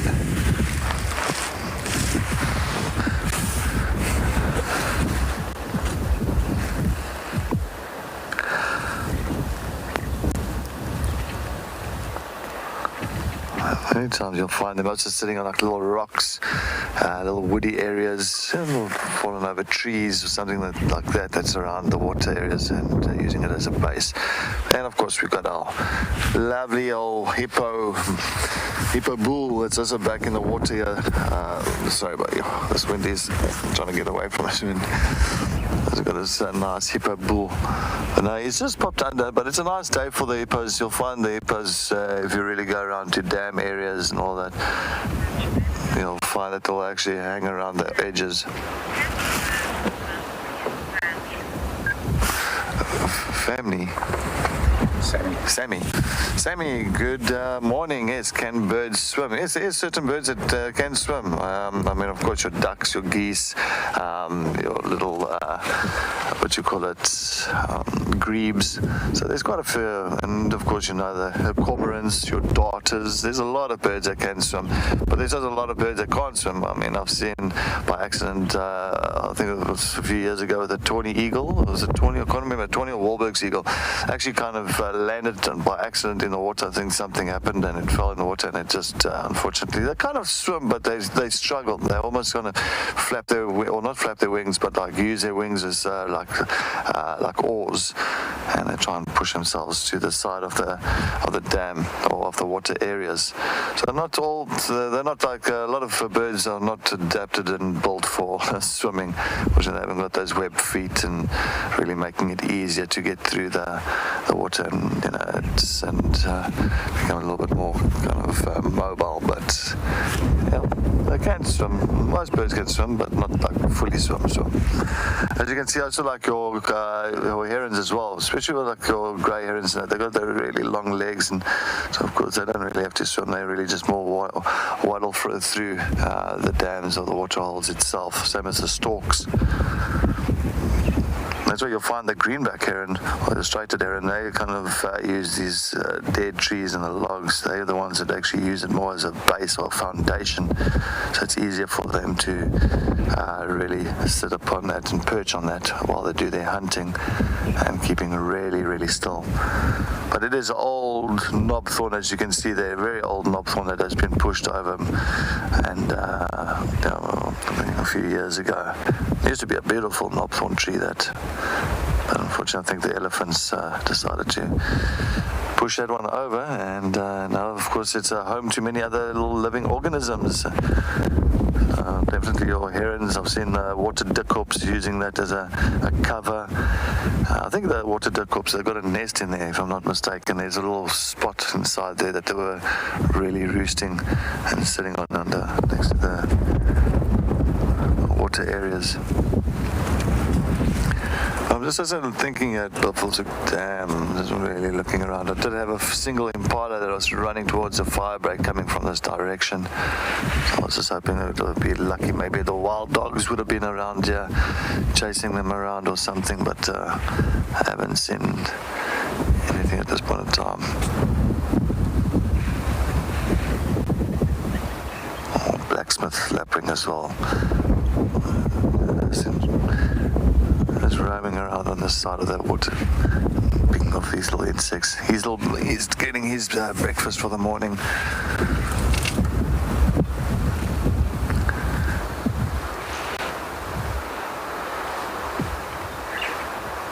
There we go. I think your cats and your dogs this morning are all really much snuggled up or curled up somewhere, and it's making it a little bit tough for us to actually even pick up on any of the tracks this morning. I don't think anything has been too much active due to the weather conditions. Well, they've got a good idea.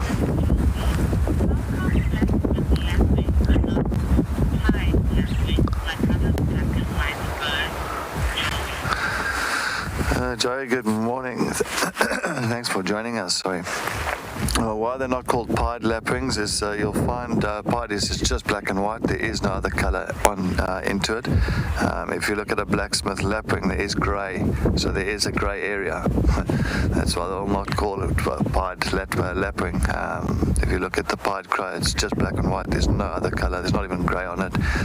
Same as your pied kingfisher, straight black and white. So unfortunately, lapwing has got three colors to it. It's got the black, it's got the white, and of course quite a bit of the grey as well. So that's why it couldn't be called as a pied. But I mean, I think the blacksmith itself is perfect naming for that bird. As you know, blacksmith, when he's hitting that huge iron hammer onto an anvil, it goes a ding, ding, ding, and exactly, I think the noise of a blacksmith lapwing has got that typical noise, and I think the name fits it perfect.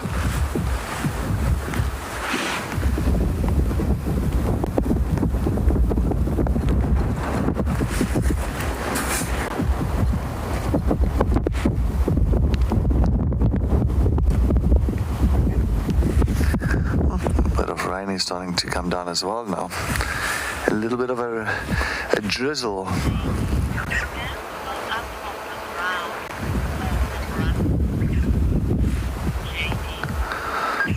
JD, good morning. Thank you for the question. Does the dams fill up from the ground or from the runoffs?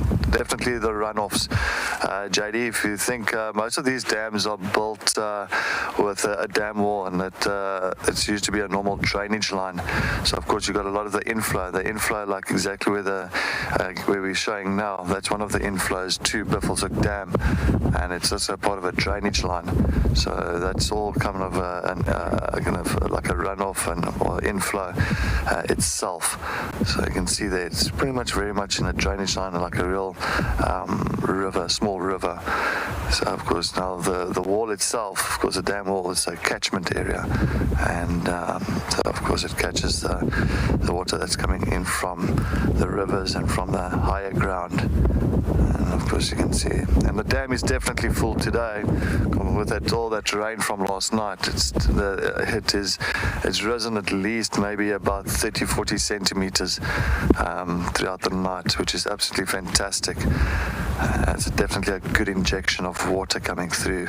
But JD, yes, thank you very much for joining us on this lovely sunrise safari. I don't know, the weather's not that lovely, but yes, just hoping we can get some great stuff for you still this morning.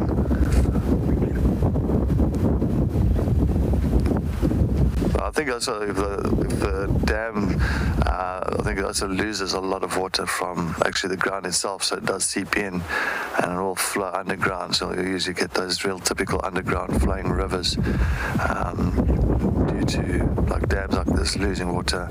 Also, of course, evaporation, but also very much seeping in the ground itself.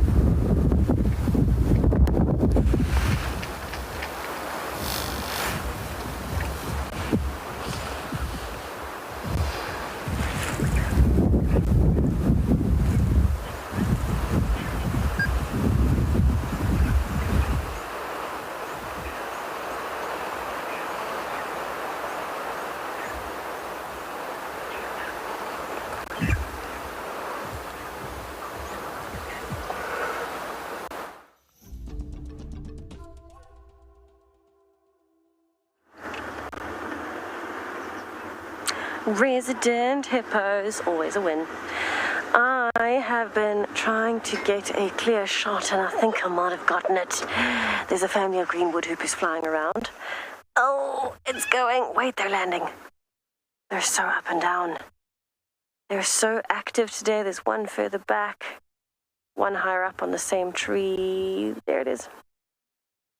Absolutely gorgeous birds, but because it's so windy, they just keep moving, looking for insects. Just want to watch and see what they do. They kind of fly in family groups of 4 or 5 usually. And this is the only one I can currently see clearly. Bouncing around. Oh, I can see 2 now.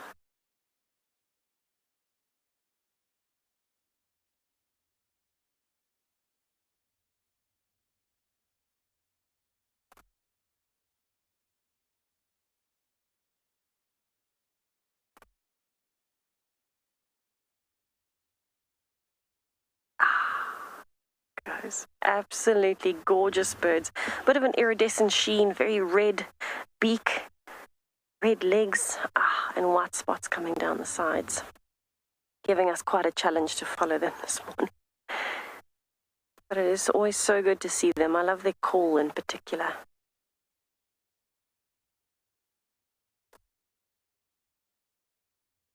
I'm not going to play it. I'm rather going to wait and see if they do it. But if they don't, I'll play it when I leave. Just because I don't want to disturb them by playing a call. They are or can be territorial. There they go. Seeing some very basic movement through the brush there.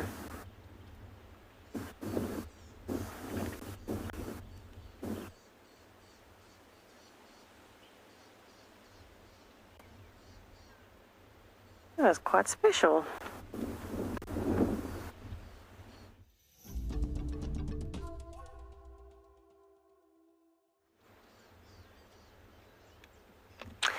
So we had a really gorgeous little view of some green wood hoopoes, but they have flown off.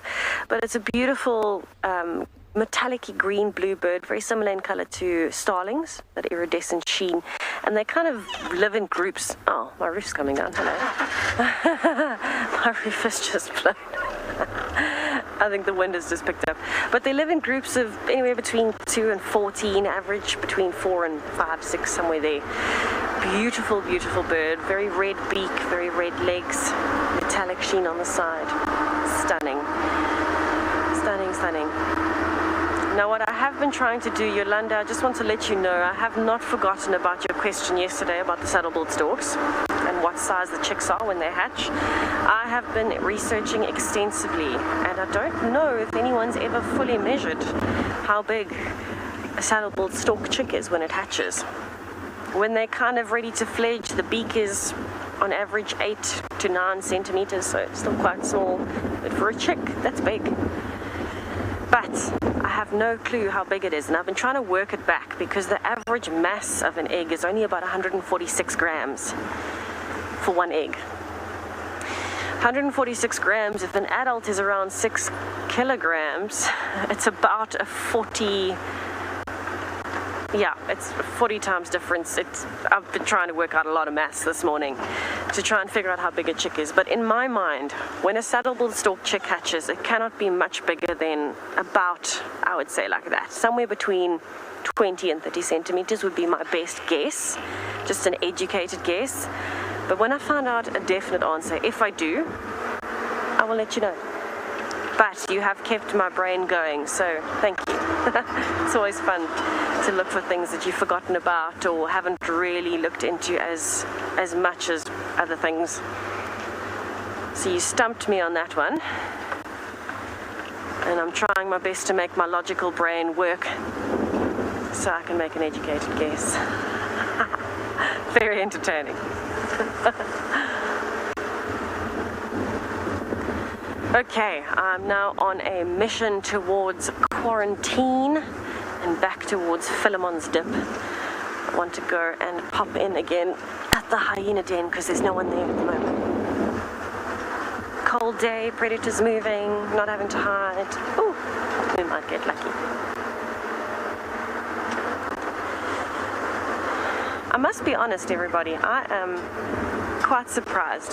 So I never wear short pants on safari. Yesterday afternoon, I ended up wearing short pants on safari thanks to the firefighting and the rain and a whole bunch of circumstances. But I wore short pants. I was quite fond of it. I used to wear short pants every day. And then I stopped doing that about 2-3 years ago when my skin started getting a bit too sensitive to the sun. And I really enjoyed wearing short pants yesterday. And now this morning I've changed my hat, and it's quite a nice change from my big winged hat, which would have blown off in the wind today. I quite like it. Definitely not as lucky, but I do quite like the change. Refreshing. That being said, I am shivering in my jacket at the moment because it's still so cold, and it's getting colder by the second. More rain coming in. It has actually started raining now as well. My flaps are blowing around from my roof.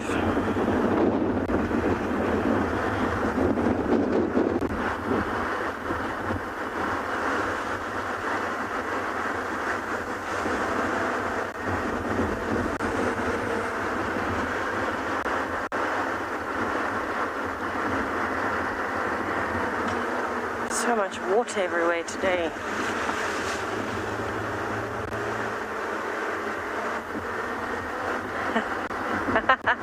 Jazzy boy, thank you. Thank you, I appreciate that. I hope that I bring the luck.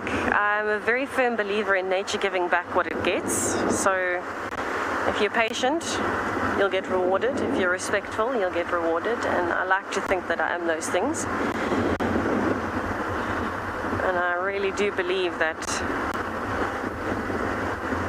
wheel turns. Whether it turns quickly or slowly, I think depends at the time, but it still definitely turns. And if you put good in, you get good back.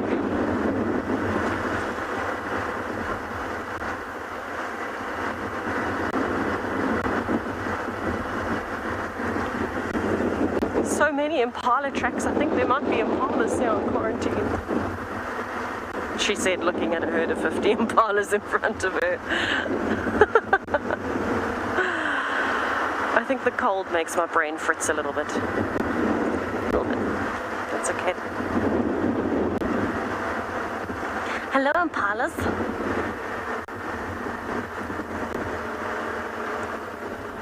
Ha. Hello, impalas. Okay. Let's have a quick look at the impalas. And I'm going to ask you to play Fast 5 with me.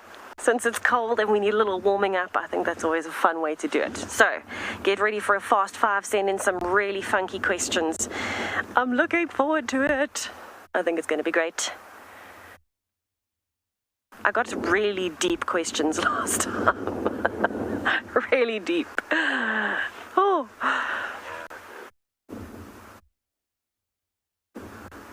The impalas are agreeing.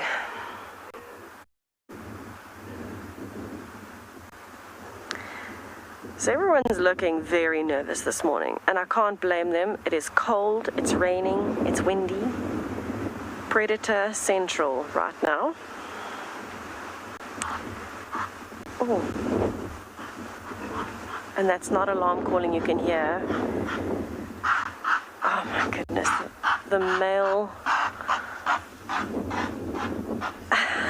is causing a bit of a frenzy. He's chasing the females because there's a bachelor herd of impalas up here on quarantine, and he doesn't want his females going close to them.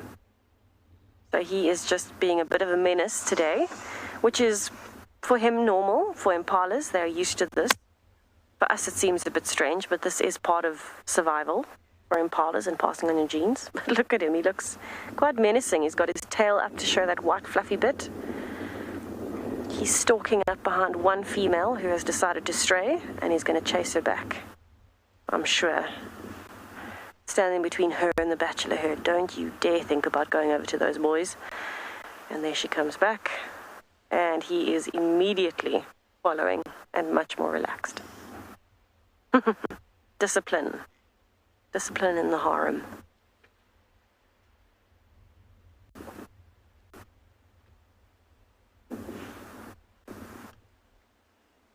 Here he comes to follow. Still got his head down a little bit, so he's just making sure she doesn't come back. And a little bit of territorial scent marking. Ooh, I'm excited. Here come the questions. JD, I love dancing. Everyone always asks me what's my taste in music. Anything that I can sing to or dance to, I'm 100% very, very happy. I've always got music playing. I'm always bouncing around. In fact, I think Gwyn and the other directors must laugh at me all the time because when I'm driving around, I'm often dancing in the driver's seat between segments.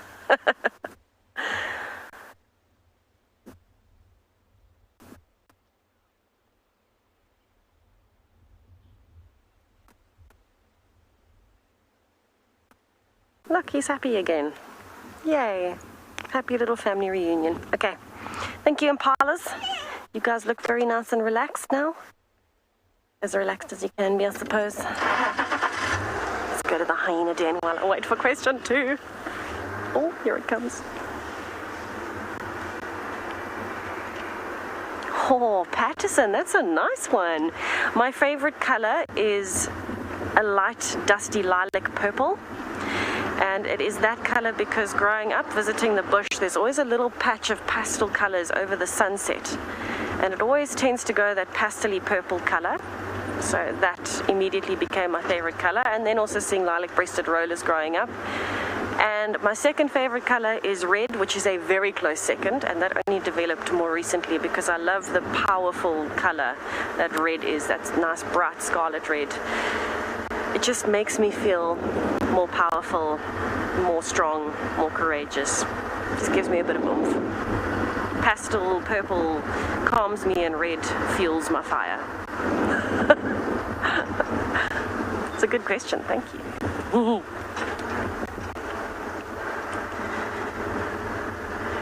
What is number 3 gonna be? I always get little butterflies in my tummy when we do a fast 5.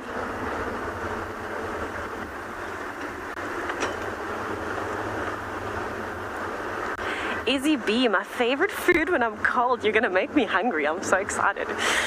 Oh, I think probably pasta. I'm a pasta pizza fan and a bacon fan all round. But I think a really nice pasta on a cold day is brilliant, whether it's a lasagna or something like a tagliatelle with bacon and a nice homemade white cheese sauce. Oh, yum. I make a really good pasta at home on cold days. If I can, homemade pasta with my brother's girlfriend. But otherwise, occasionally, I'll have to buy it. I'm not the best at homemade pasta. But I do make the cheese sauce and I put everything else together. I just sometimes buy the actual pasta. Really, really yummy though. I'm a massive pasta fan. With a white sauce, bacon, chicken, onion, garlic. Yum. Now I'm getting hungry. And coffee. Always coffee, even before bed.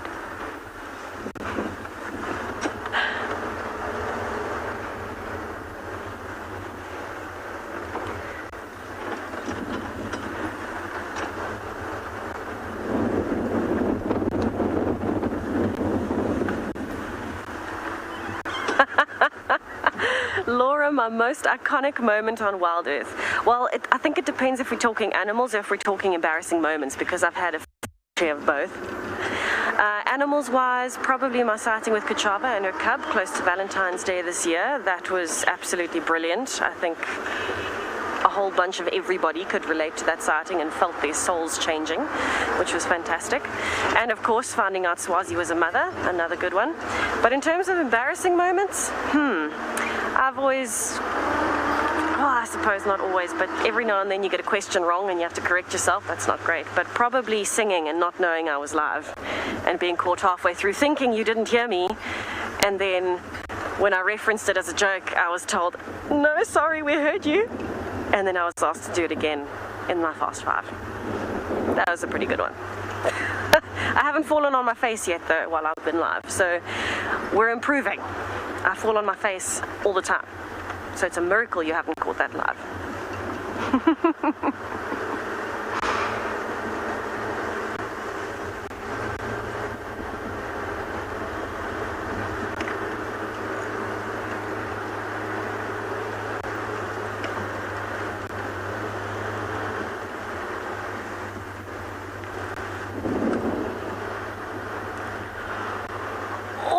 Leopard Queen, my last question, and it's savage.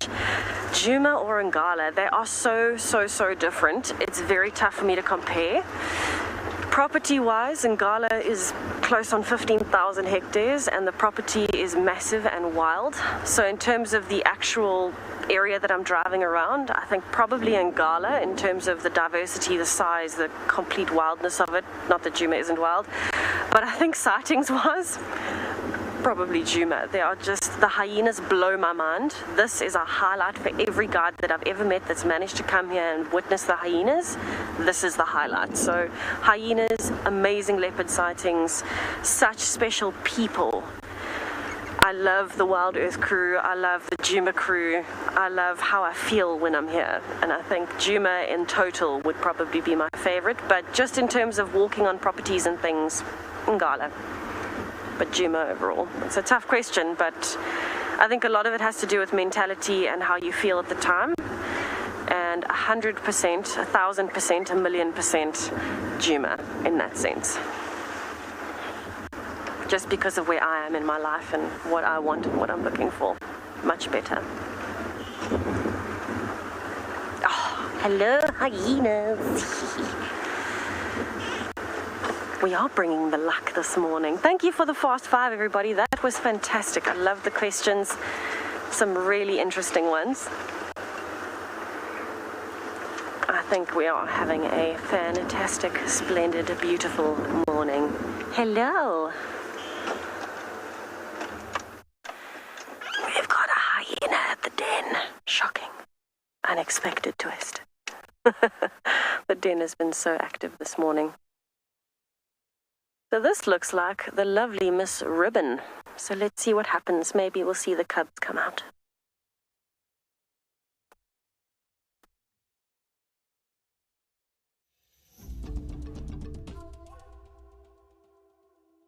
Left Buffelshoek Dam. I'm now heading up towards Chillicuddy line. I think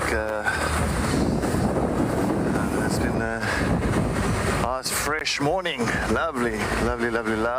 Everything is everything is doing what we are doing, like kind of just keeping nice and warm. So we're trying to keep warm.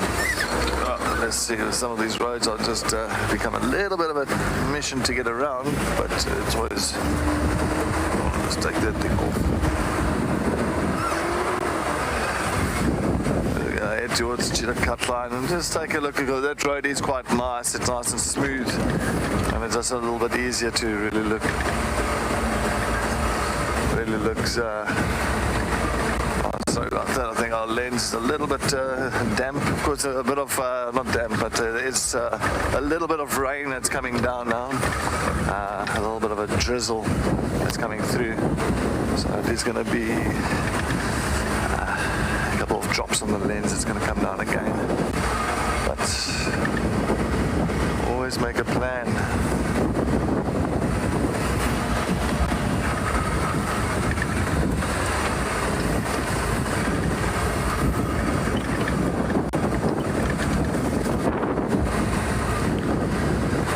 Chillicuddy line. I haven't seen any tracks on Central at the moment. I'm going to try Chillicuddy line, see if the lumber didn't come further down the side or came across. But nothing so far at this side. And as the tracks have been, most of the nice tracks from last night is all washed away.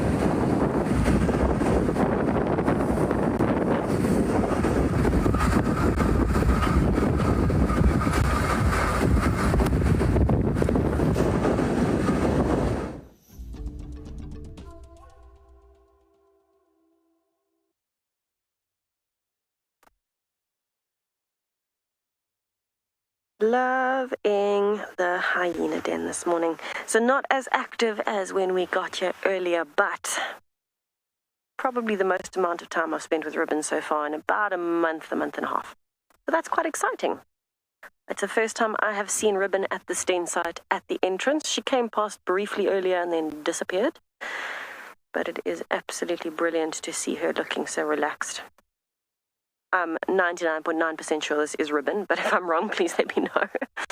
But those ear scars and that reddish color are quite distinctive. We haven't seen any glimpses of cubs yet, but we might still get lucky. I'm hoping her boys come out because they are full of fun and naughtiness and mischief. Very cute. Hopefully, though, they don't rearrange the mechanics of Wendy today.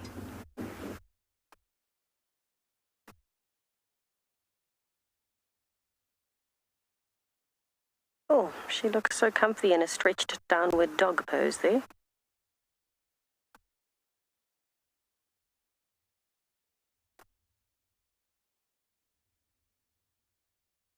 Chin up, paws together. Oh. Looks a bit like a cat that's about to pounce.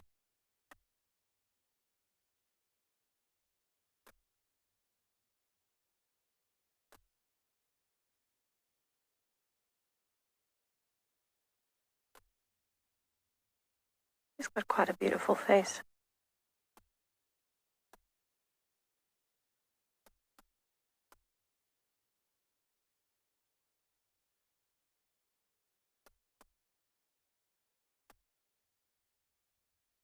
Gavin, hyenas have the amazing privilege of belonging to a family of animals all on their own called the Hyenidae.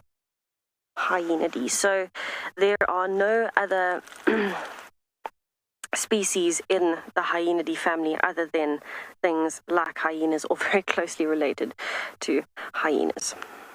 So they are quite lucky in that sense, I suppose. It includes spotted hyenas, brown hyenas, striped hyenas, and aardwolves. Hyenidae.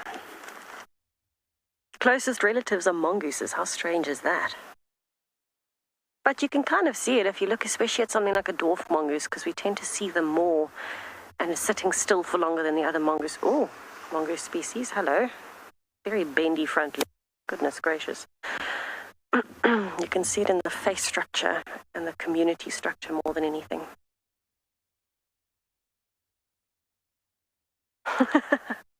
It's as though she's lounging around at the beach. But it must be so pleasant to be able to sit here and not overheat, not be in the direct sun. You can just relax as much as you want.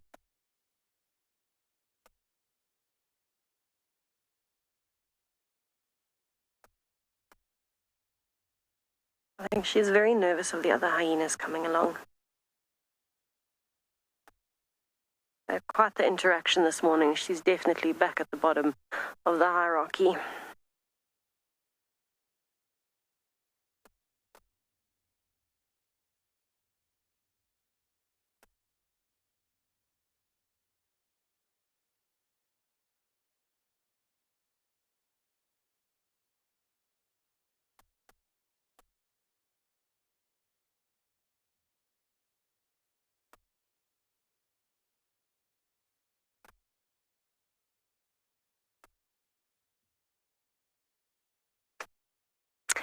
Ian, I don't think that the clan will split up, even if there is a massive increase in numbers, because remember, even though, for example, Ribbon and Heart's cubs are quite a bit older, they look like proper little hyenas now, not little black cubs anymore. Even though they are older, there is still always a chance that some of these cubs may not survive to adulthood. It is a very tumultuous time for predators in particular, but even with the increasing numbers, remember both of Ribbon's cubs are male. So if anywhere from 2 years old, they might leave the natal den. They might even leave the natal clan. We don't know yet what the sexes of the very small ones are. Hearts seems to be a female, so Hearts will be a fairly high-ranking female. She will stay with the clan. But it really will just depend, on the males and females. Because males tend to leave the clan anyway, the proportion of male to female, you'll probably find that the clan will just increase a little bit in size. The males might leave in a few years' time, and all the time they'll be bringing new cubs in through the years. So I think they'll just keep increasing. The reason all of them have cubs at the moment is because they need to increase the clan size, because the clan size is quite small compared to what it used to be, and they want to get their numbers back to a very strong clan in the area.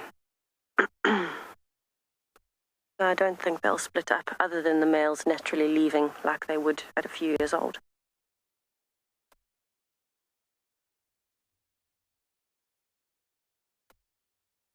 But I must be honest, I felt an immense sense of pride yesterday. I mean, pretty much every naturalist I've spoken to, Ben, Kelly, Liam, myself, Cedric, everyone. It's such a privilege for us to be able to sit here and share this with you, because remember, for us, as much as we've guided everywhere else and we've done a whole lot of other things in our careers, we have never experienced a den like the Djuma Den. And I want to reiterate how special this is to you. On drive yesterday afternoon, it was just a normal day at the Djuma Den site.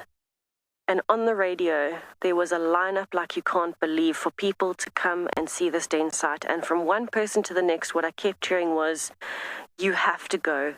It's amazing. It's so cool. It's incredible. You have to go look. You have to go look. And it's not that it doesn't happen in the normal realm of guiding, but you don't get to study a clan like this. You don't get to have them so comfortable with you. You don't get to have the time to learn them like we do here. And it's catching on like wildfire. Everybody wants to come in just to see the Djuma clan. It's so, so special for us. So people often wonder why we spend so much time at the den, especially other guides in the area, until they come and spend time at the den themselves and they realize it's absolutely captivating. It takes your whole soul when you start learning all the characters and you're seeing the interactions, because you do not see this anywhere else in South Africa. The next best, or actually a slightly better studied clan of hyenas in the world is in Ngorongoro Crater and the Masai Mara. They're a super predator there. They're the apex predator above lions. But the next best studied clan in the world, you're looking at it. You don't get that anywhere else. It's mind-blowing. So on that front, I have to say thank you for that, because it doesn't happen. This is not a normal naturalist guiding experience other than with Safari Live, WildEarth. People are going crazy for this den right now. And interestingly enough, we've had a lot of guests coming into all the lodges asking to see Ribbon or Corky or Heart. They're actively asking for them by name, like they used to ask for Tandi or Maribs. They still ask for Maribs and Lunga and a few of the other characters, but a lot of people are asking for Ribbon and Corky and Swazi. Just want to meet them. I think on that front, we have to thank you for that as well. Wouldn't be possible without everyone enjoying it as much as we do.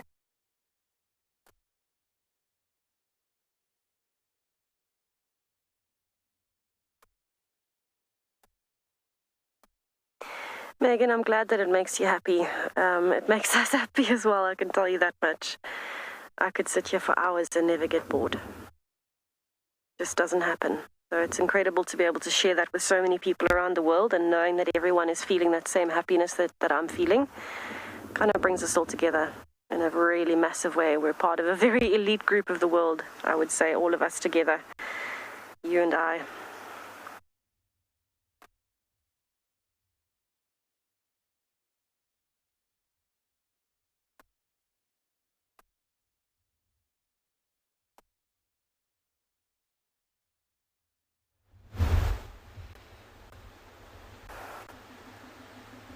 Right, we have got another vehicle coming in. So what I'm going to do is leave the lovely Miss Ribbon sleeping. Doesn't look like the cubs are wanting to come out right now, but that is absolutely fine. We had such a good morning with them this morning. I don't think we could have actually realistically asked for anything better than to see Cubs and Ribbon back at the den for me. Amazing. But bye, Ribbon. See you later. I will be back as much as I can every day. It's very captivating, I would say. They. What's a they? think and say at the same time. That's what a thay is. What a lucky Easter weekend. I feel like it's as perfect as it ever could have been, don't you think? Okay, almost. I still have to crack out my Easter bunny outfit sometime.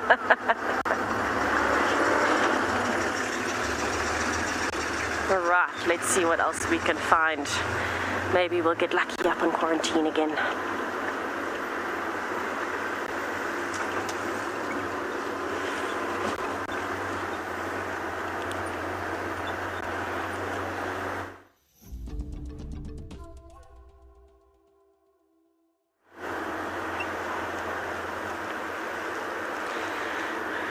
Okay, let us amble along, see what else we can find that's quite small. We'll quickly just update on the radio that I've left the den. Stations, I've left the Misikaya with one vehicle on lock now, one adult, no Mantuan. Letting everybody know I've left. Another vehicle's come in, one adult, ribbon, no Mantuan, no babies. Maybe they get lucky though, I hope they do. It's so special. Morning, Djuma Stations. Can we have an update, please, from Torture?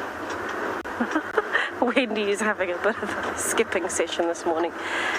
Good morning. The Misikaya has been active all morning. One vehicle on lock at the moment. You can take a standby. No other updates other than some Nyari at Rebecca Zoe's junction.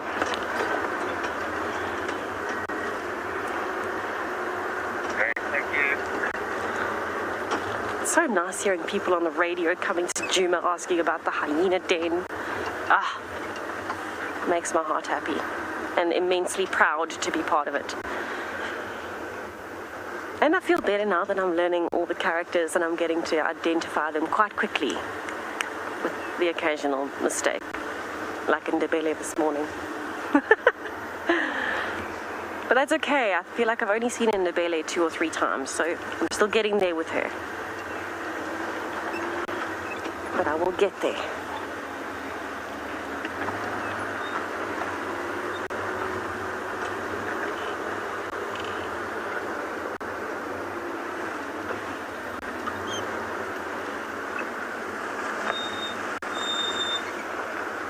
No fresh tracks there. I'd love to know where those lines have gone from Buffelshoek Dam. I think they were down towards Chitwa, actually. I wonder where they've gone. Maybe we'll get lucky this afternoon and figure out the line mystery of where they might have gone officially.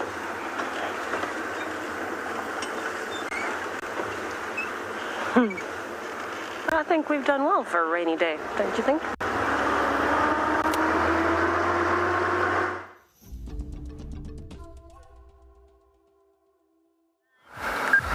Yes, welcome back. I'm here at Twin Dams. I just came around from a Chillicut line and Mamba Road. I was really trying to figure out on Columba's last movements. I was really hoping for any nice fresh tracks of hers from this morning. But unfortunately I didn't see much tracks around in that area. But yes, if anybody wants to have a Fast 5 with me, please send your comments. And yes, let's do a Fast 5. It'll be fantastic and it'll be nice to keep everybody entertained. It is quite a cool morning, still a nice wind through. So trying to see if we can, I know that Tess said I think they had a pipe earlier. But it is still nice and windy. I wonder where that water monitor, of course it's a little too cold for the monitors at the moment, but I'd love to know where that water monitor does home itself here at Twin Dams. I always see, I think there's 2 of them that hang around this dam area.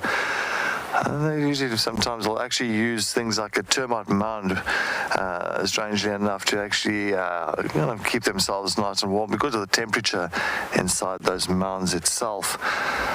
So I've seen as well those monitors really climbing into the older dead trees. It's nice and warm inside there. So they'll really much lay their eggs around those termite mounds. They'll actually lay it inside there. So, of course, because of the temperature that's kept around about 26, 27, 28 degrees Celsius, it actually incubates the eggs itself, so they don't actually have to remain behind and kind of cover it up.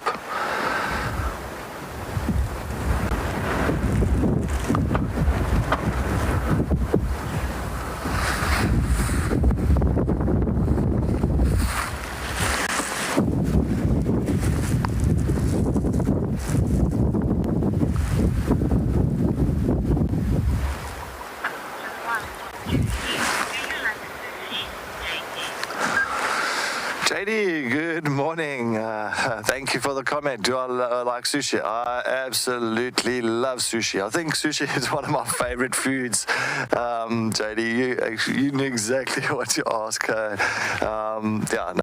After usually when I'm finished with my stint here in a reserve, first thing I do when I go home, I definitely have a nice a huge plate of sushi. Love it. With ginger and of course wasabi. That's definitely my favorite.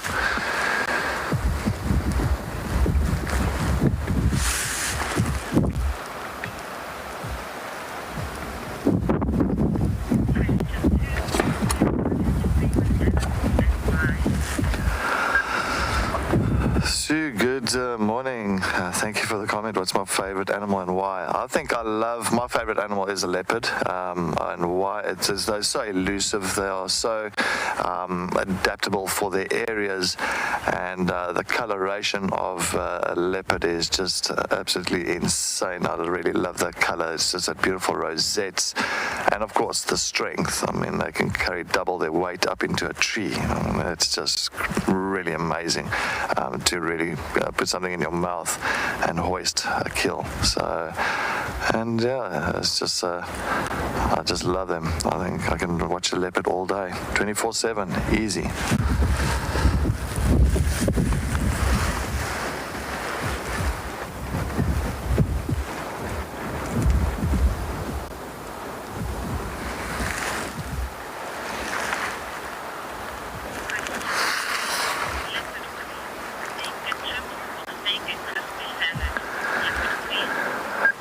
Leopard Queen, steak or chips and steak and crispy salad. That's a tough one. I think I'll take steak and chips. Yeah, steak and chips. You know why? Because that steak, of course, is definitely that's a thumbs up on that. But chips, I love mayonnaise and aromat. So I think mayonnaise and aromat on chips, that is definitely a winner. I love that. I do like my greens. That's what I said. It was a tough one. I love my salads. Don't get me wrong, but definitely steak and chips.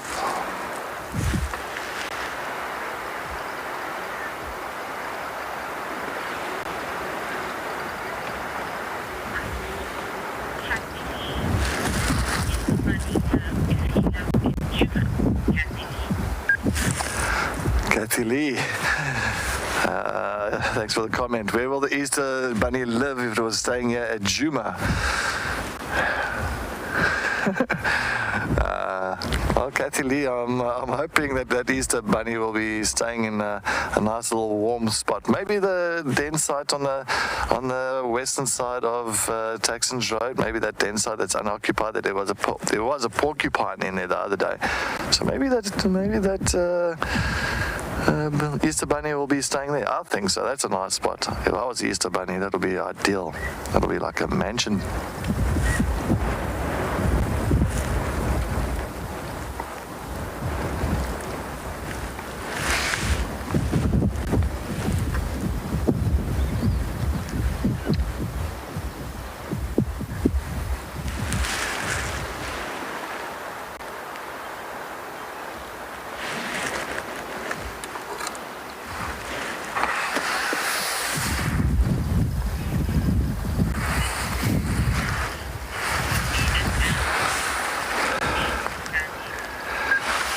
Sammy, good morning. Thank you for the comment. If I could be an animal, what would it be? I still will say an eagle. I love, I think, to fly. It's always one of my, I can say, childhood dreams is to, have wings and just start flapping away and fly. And I think looking at an eagle, especially an eagle's nice and big. It is a raptor, really much higher in the food chain on the bird side of things. So I'll definitely will choose to be an eagle. And I think it's just to soar like that all day. I think it must be amazing. Which eagle? Maybe like an African hawk eagle. Yes. Because they are good hunters.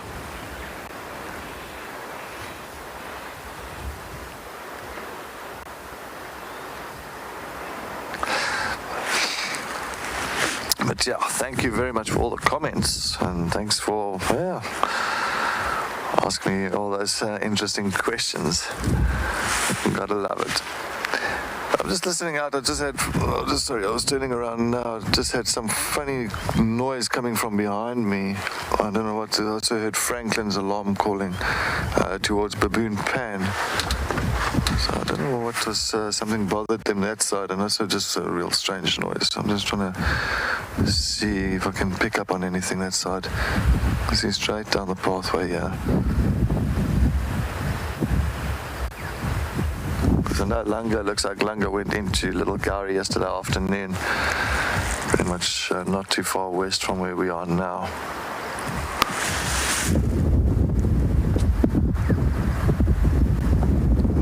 They got the Nkumas on Hofmann's, vessels or Hofmann's.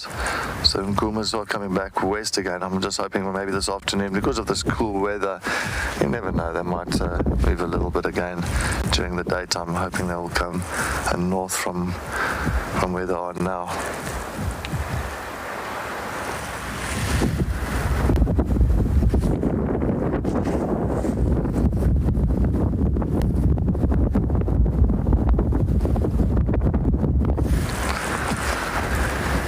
It's a nice breezy day.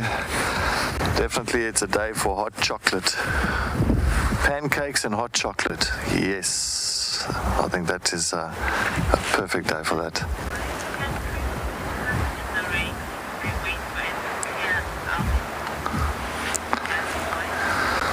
Josie boy, good morning. Thanks for the question. Do predators hunt during the rain, or do they wait for it to clear up? I've seen predators hunt during the rain time, definitely. They'll also sometimes use it to muffle their own noise, so if it's sometimes raining, some of the animals will all kind of, going to thicker vegetation, keeping out of the winds and out of the rain. And sometimes you'll find, especially like lions as well, lions and leopards, I've seen them hunt, both of them during rainy days. As I said, the rain sometimes makes quite a noise when it's hitting the leaves and the ground and grasses, so it does muffle their noise or their sound out when they do really stalk and try and get up close close enough to that prey species so they can launch a proper attack.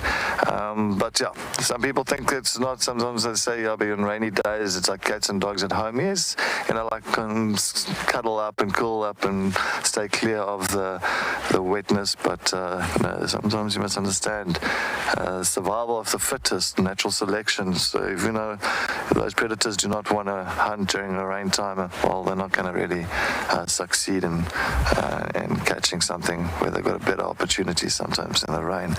So yes, I do hunt during the rain times. I think full moon is the main thing. I think full moon, I know that they tend to struggle a little bit because full moon is pretty much like a torch. So when it's full moon here, it gets quite bright, and you'll find that your diurnal animals, so your prey species like impala, buffalo, zebra, wildebeest, all those prey species, they can have a real good vision at night time with a full moon, and it does kind of put a bit of a disadvantage onto the predators itself.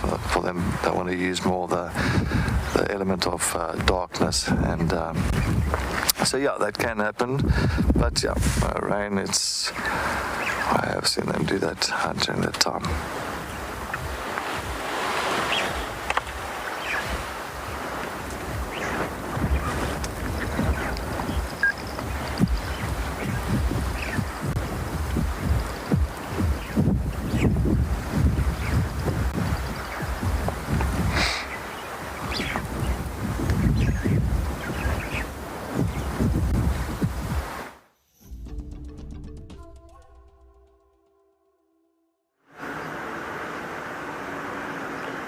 I'm taking a very slow drive through the section of Sandy Patch back around to Aubrey's Road that got burned yesterday.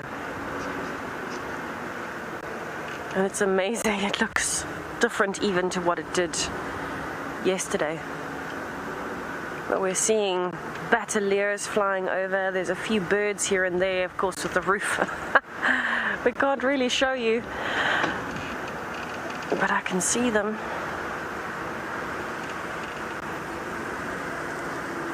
Unreal. Lots of termite mounds in this area. They're nicely protected because they're so deep underground. But it's just interesting to come and have a look what it looks like the day after the rain, after everything's been put out.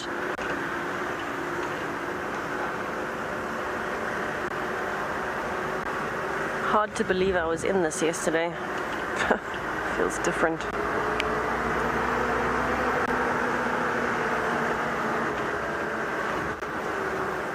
I mean, look how untouched this termite mound is. Isn't it amazing? It doesn't have enough growth on it that it's even had a change in color. Imagine how well protected those mongooses and things would have been, snakes, reptiles. You can see the tree itself has gone black, but termite mound is untouched. Strong as always. A fortress. Unbelievable. Huh. So when I came through here yesterday, some of the bigger logs were still smoking. They were out of the tractor putting all of those big logs out.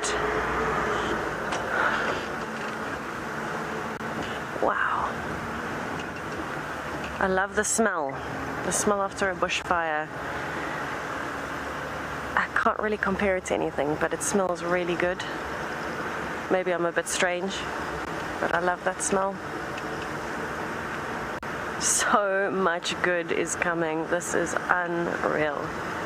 Imagine the life that we're going to have here in the next week.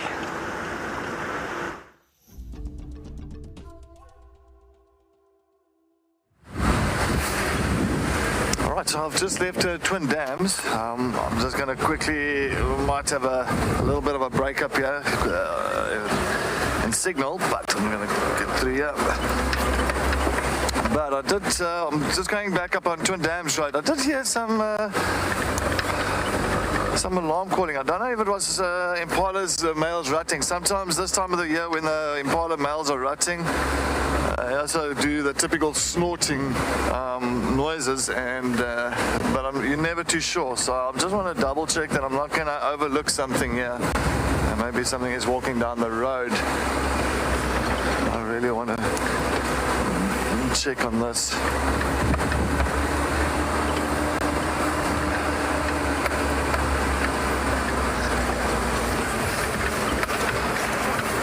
Please, please, please be on the road for me. Yeah, no, it makes it a little bit tricky when it rains, especially when certain roads are closed off, but it's all understandable. You don't want to create ruts and make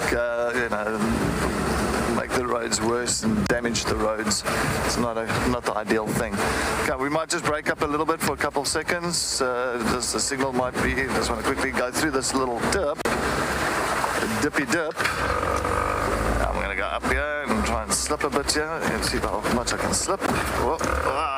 All right. Alrighty, Rusty, you're a little legend. Okay, so I'm done. Alright, now let's keep our eyes. If anybody does see something, let me know, please. Let me know. So I'm just gonna slowly make it. Look out here. Of course, elephant. Carcass is closed.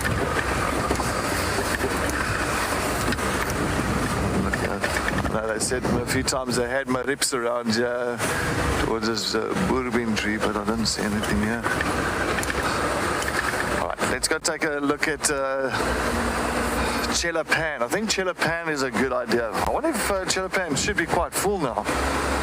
I don't think the wallowing is going to happen anytime soon because all the wallows have got now nice water in it.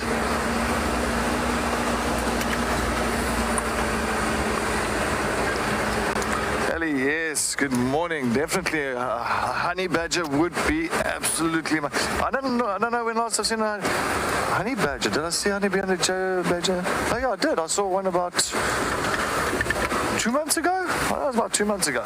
But yes, they are absolutely formidable animals, those. I love honey badger. They don't care. They are ruthless little animals and they're awesome. Little sturdy little things, and I just love the way they run, and it's like that whole skin on their body like just shakes from side to side when they start moving around. Okay, let's go. Oh yeah, and so before I forget, don't forget, you must remember on our sunset drive tomorrow afternoon, we are going to do an Easter treasure hunt around here. So please, you've got to join us and yes, and help us find whatever treasure is around in this area for us. So it's going to be a lot of fun. That's tomorrow afternoon, Easter Sunday.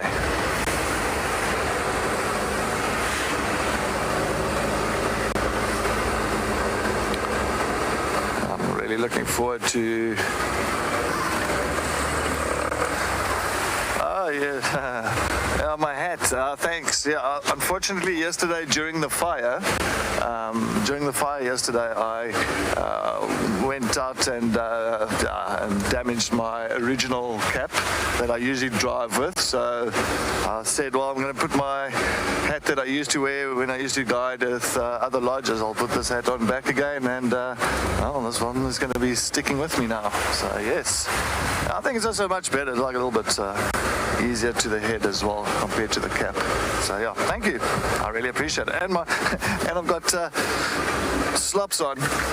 Unfortunately, yesterday with all the rain and in the fire, my shoes got a little bit soaked and damaged. So I've got to do a little bit of repair work this morning on my shoes. So unfortunately, I've got my little slop flip-flops, as we call them here in South Africa. I've got my flip-flops out, and yes, that's all right. I don't mind.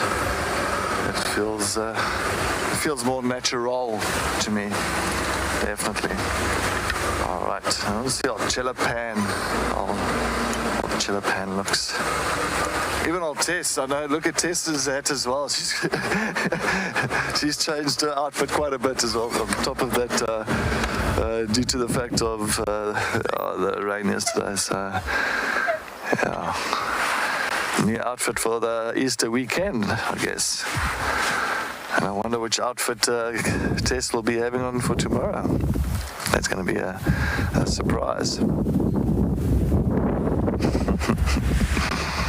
I think all of us. Well, treasure hunt.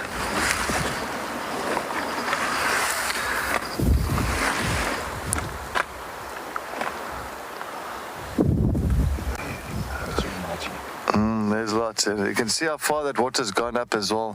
Yeah, at Chilla Pan.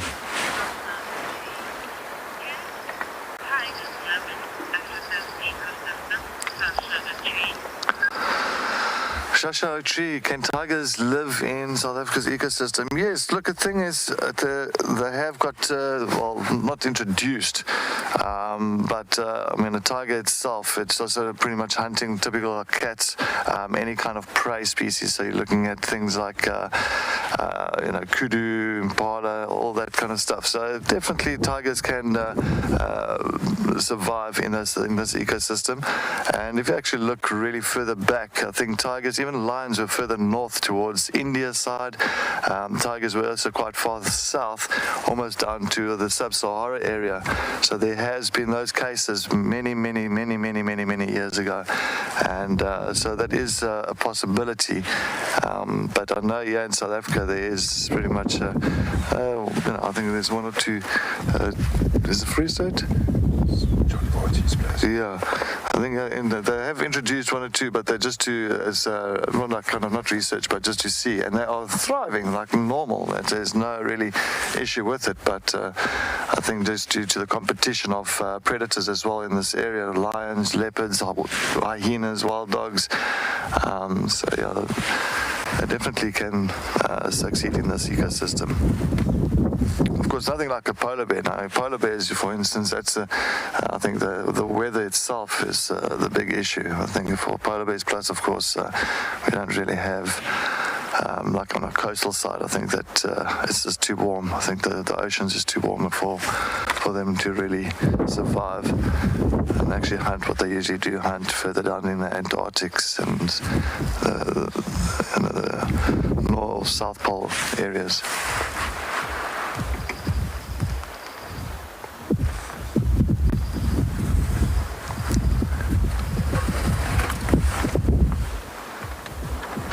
So a little bit of rain, a bit of drizzle that's still coming through now as well. Yeah, the wind is really pushing a bit of water onto the lens, so it is just quickly giving it a bit of a wipe there.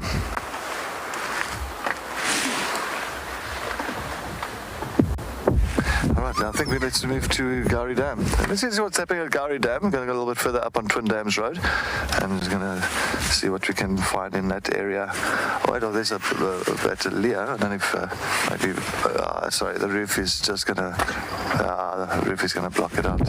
Sorry, there's a battalier. Just.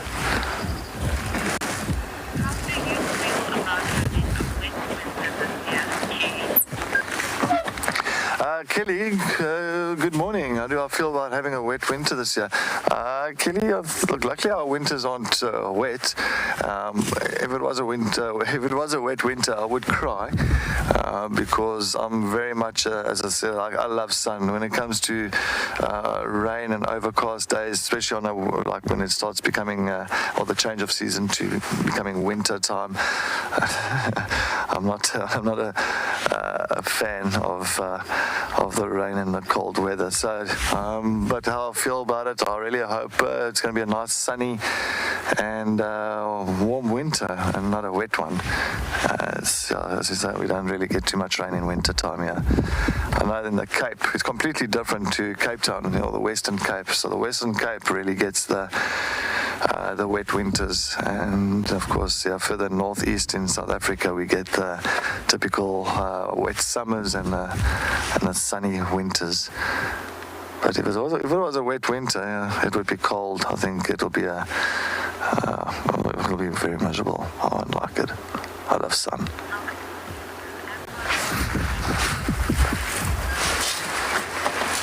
I just saw something walking there now. All right, let's go to Gowrie Dam. Let's head to that side to see what's happening there. And hopefully we can find him.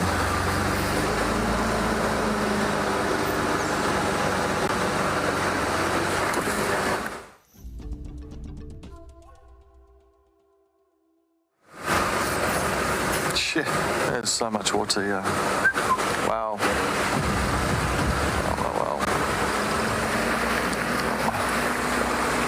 Feels like I'm in the Okavango Delta here, going through all the swamps.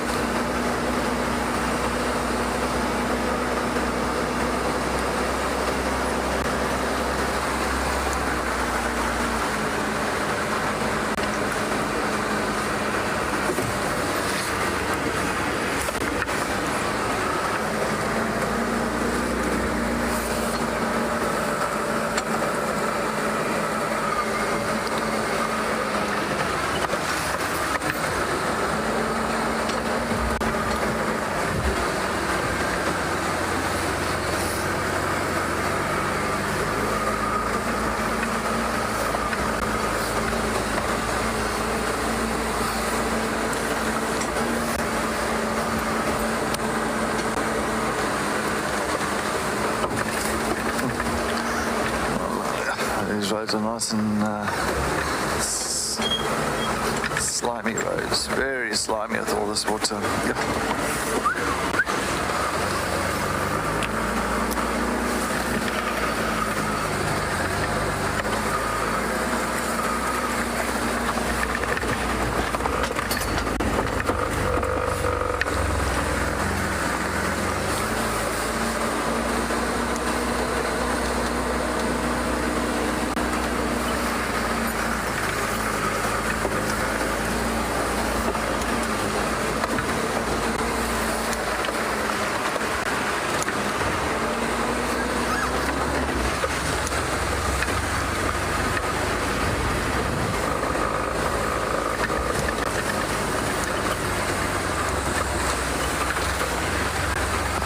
Let's see if we can get through here.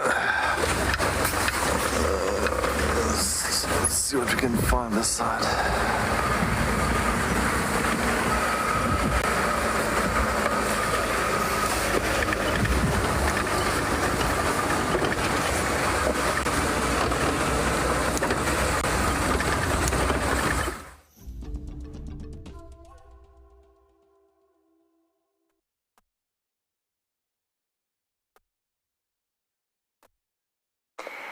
A day of small things indeed.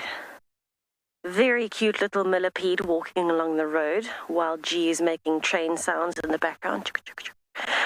Very entertaining. And I've got the hiccups. So all round, really interesting time to be alive and be here. It is also raining now, so we are getting quite chilly. But like Cedric says, it's going to be interesting to see what outfits him and I come up with for the rest of today and tomorrow, thanks to the fire, the storm, and of course, dressing up for Easter. I'm excited. But I agree, I do quite like Cedric's hat.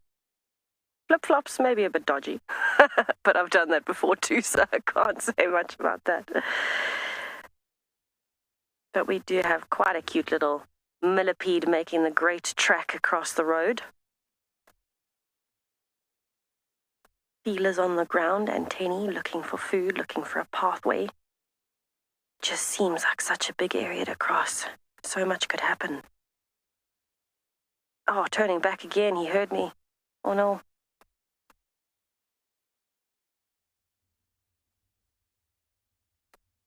Almost like a hoover. One of those self-automating hoovers that kind of hoovers across the floor. I think that's what it's doing. It's looking for food or water.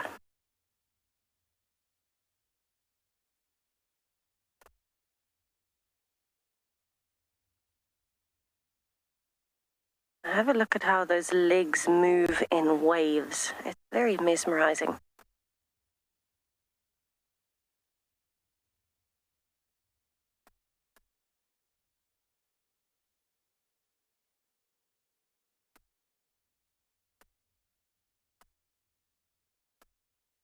Especially when it walks like that side on. The waves move from back to forwards.